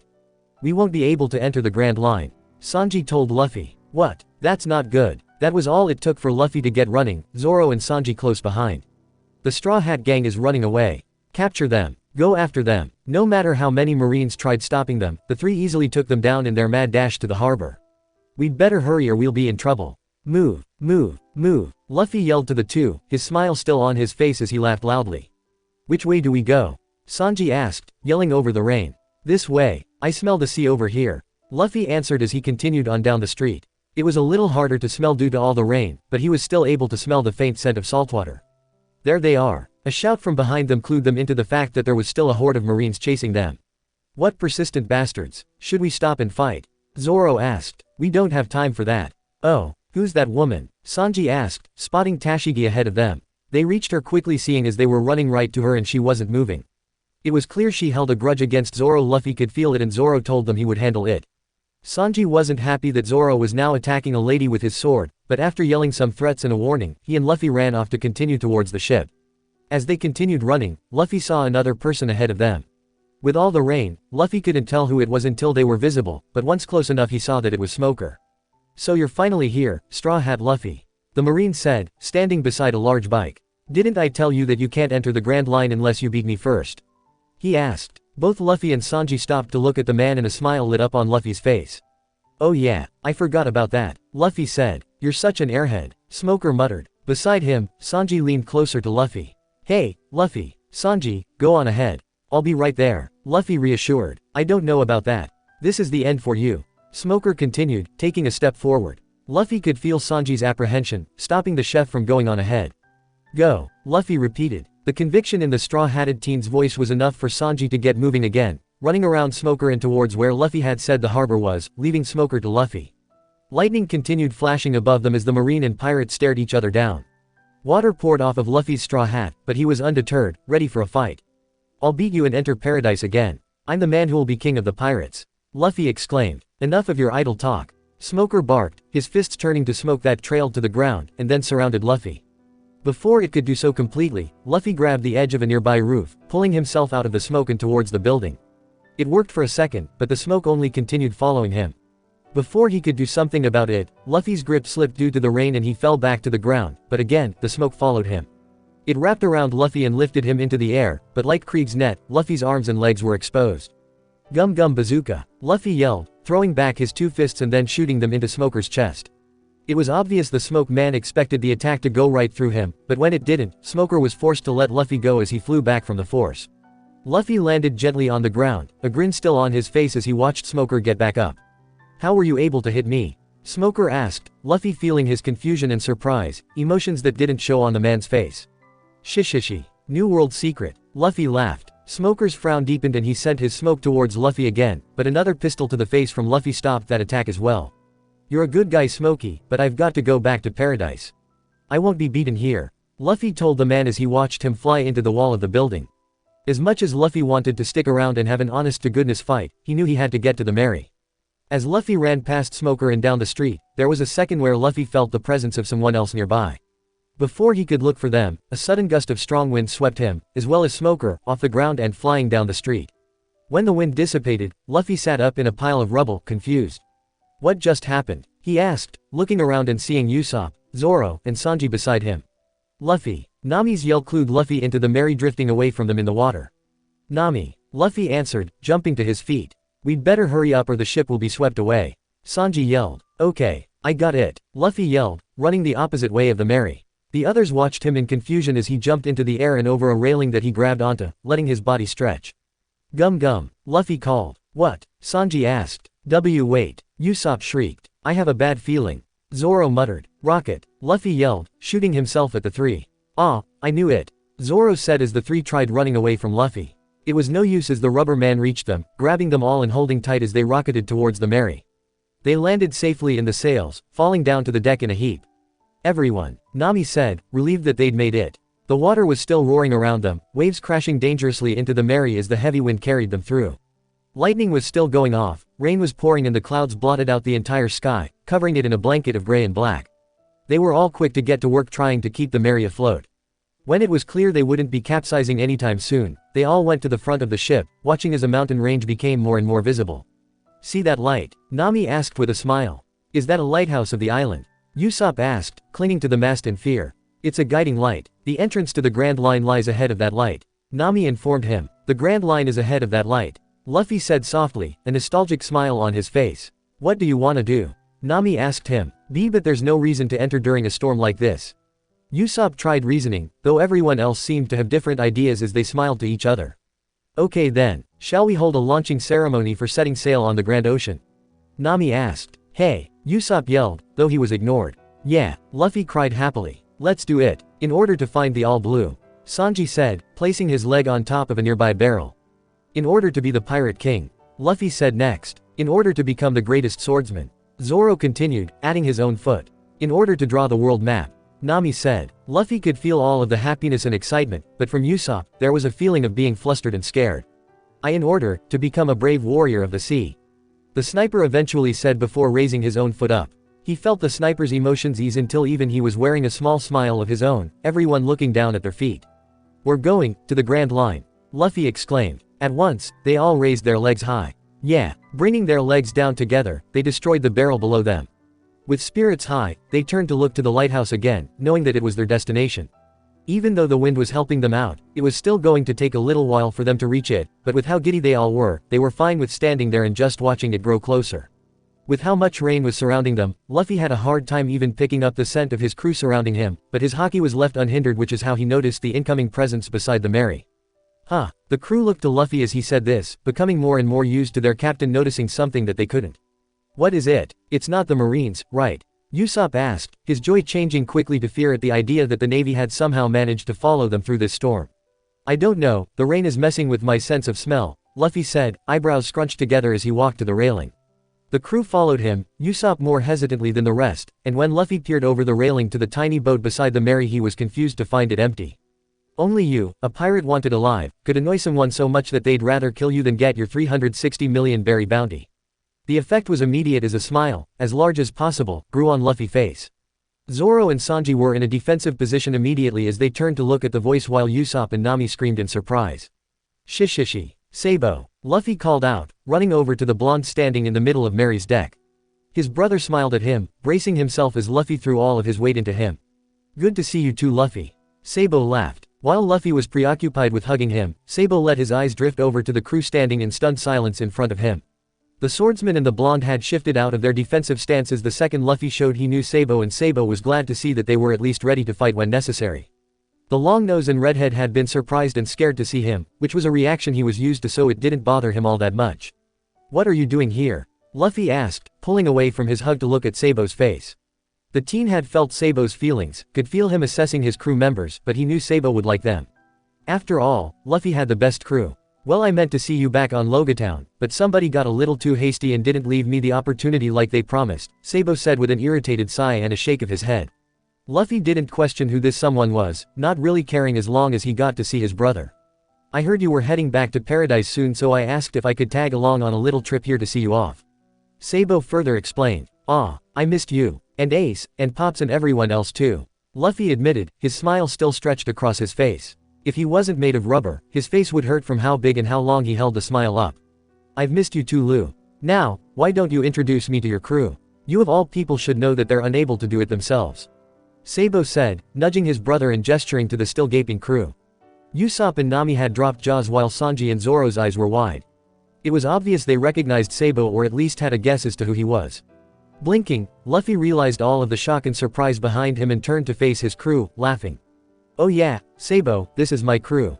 That's Zoro, he's a swordsman that uses 3 swords. Isn't that cool? And that's Sanji, he's our chef. His food tastes better than Thatch's. Oh, and that's Nami, our navigator, and that's Usopp, the sniper. He's also Yasopp's son, Luffy explained, pointing out each member as he introduced them. Sabo nodded along, committing the names to memory as he heard them. Guys, this is my older brother Sabo. Luffy said, now gesturing to the blonde beside him. Sabo took his top hat off and gave a bow, smiling politely to them. Pleasure to meet you. I hope Luffy hasn't been too much trouble for you. Sabo said, making Luffy pout, mumbling that he wasn't any trouble at all.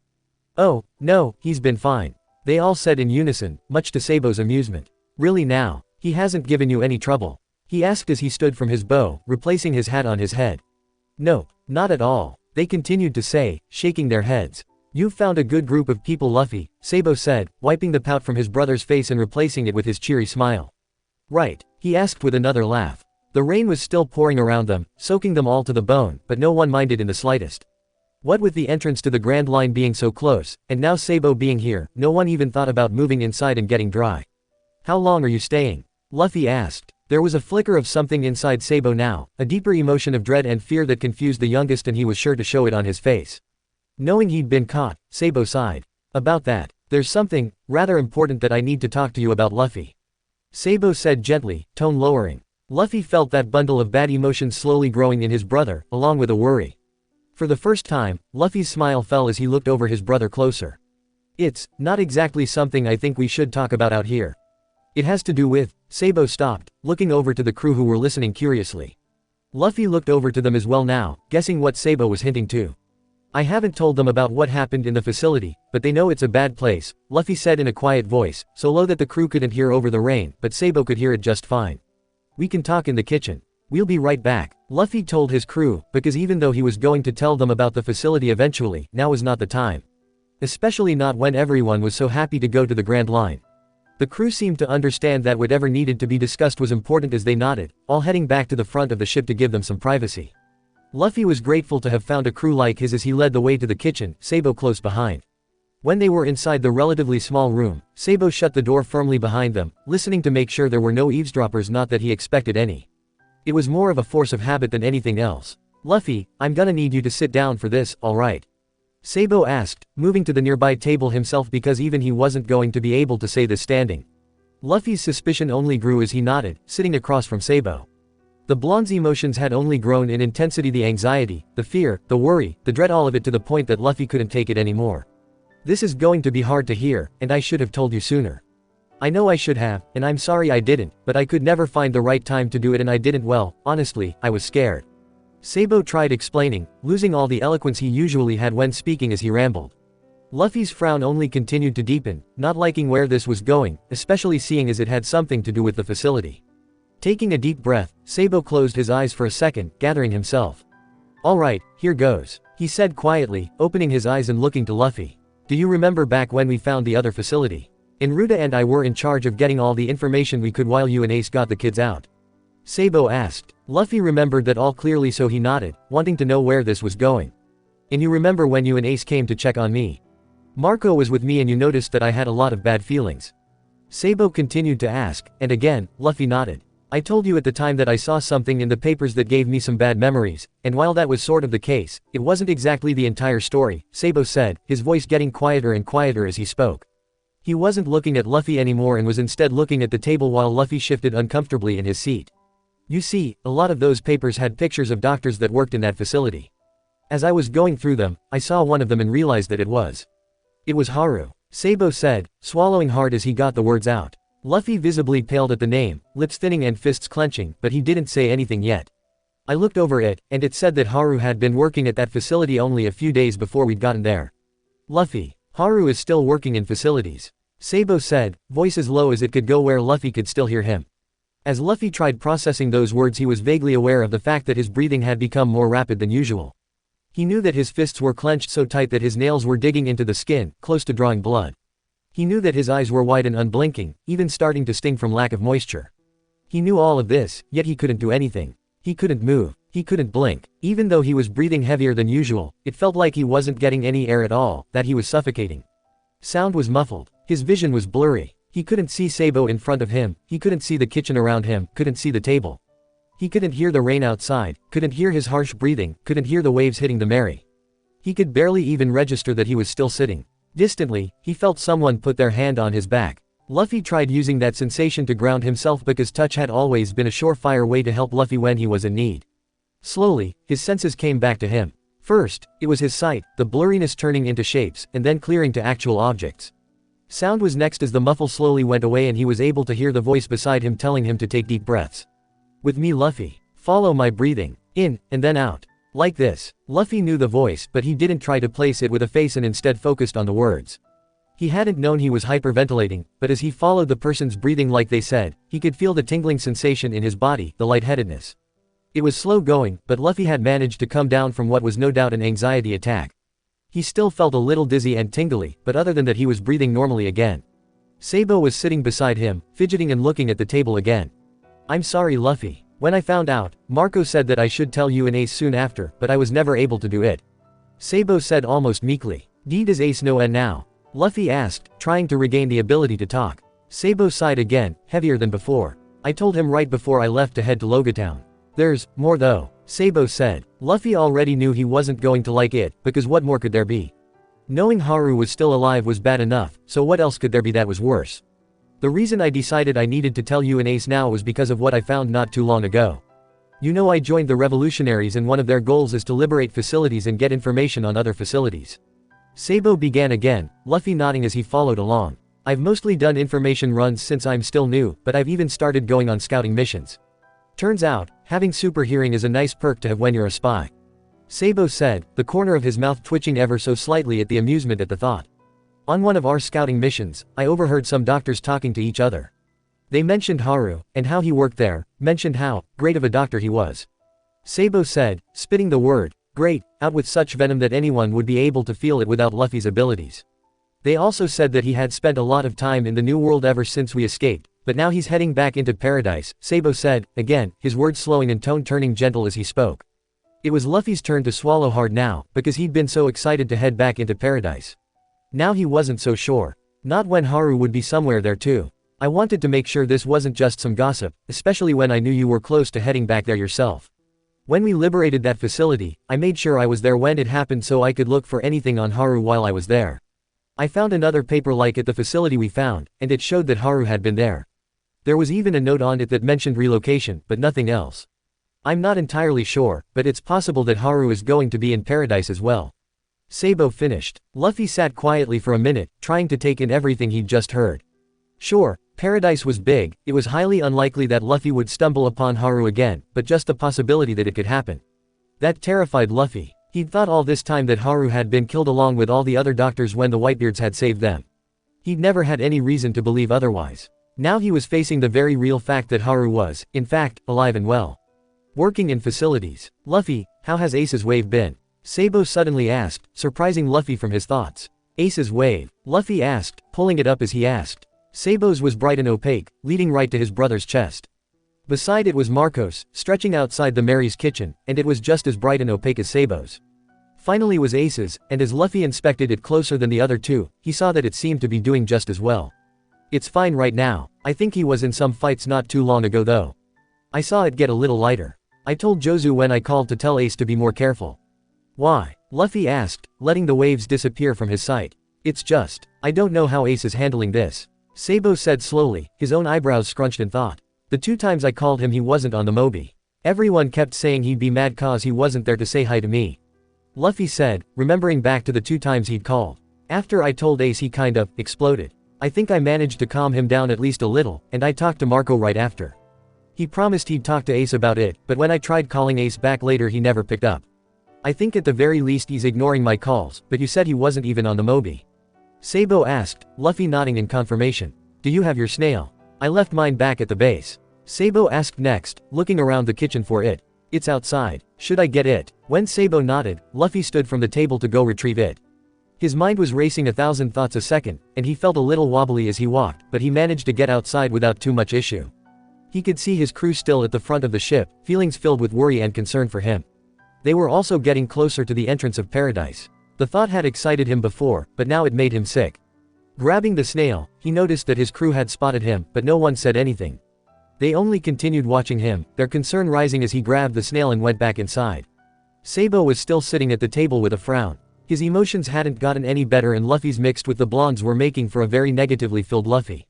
Setting the snail on the table, Luffy sat down and immediately began dialing the number for the Moby, handing it over to Sabo. Luffy was filled with too much anxiety, worry, concern, fear, dread to even attempt having a conversation with everyone back on the Moby. As the snail slowly rang, the tension in the air grew. Finally, there was an answer. Who's this? Sabo let out a relieved sigh to hear the familiar voice of Marco. If he wanted to get some straight answers, the best one to get them from would be Marco himself. Marco. It's Sabo and Luffy. Sabo greeted. The snail blinked in shock before responding. Sabo and Luffy, huh? So you two met up, yoi?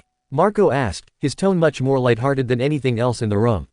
I heard Luffy was heading to paradise again so I thought it'd be a good idea to tell him about Haru, Sabo explained, glancing over to Luffy again as he said this. Luffy tried not to let the name affect him as much as it had last time, but it did regardless. It wasn't as bad, but his fists did clench tighter than they should and it was harder to breathe evenly. I see, Marco said, knowing that Luffy most likely hadn't taken the news well if the teen's silence was anything to go on. We were wondering where Ace was though. He hasn't answered any of my calls and Luffy said he hasn't been around whenever he called. Sabo said, getting to the point of the call. There was an audible sigh from Marco before he spoke again. He's not here. After you told him about you-know-who and he ran off, I went to calm him down like I said, yoi. You know how your brother can be though, and even with Whiskey's help, it was no good. He was determined to go after him. Marco said. Sabo and Luffy could practically see the man rubbing his forehead as he spoke. He told Pops and I that he was going to go look for him. We tried stopping him, yoi, but he's a stubborn one. I made sure to stick a mini den on his striker, but knowing him he hasn't even noticed it's there. Neither Sabo nor Luffy liked the idea of Ace going off on his own after Haru, but at least they knew what he was doing now. Thank you, Marco, Sabo said with another sigh of his own now. It was no problem, Sabo.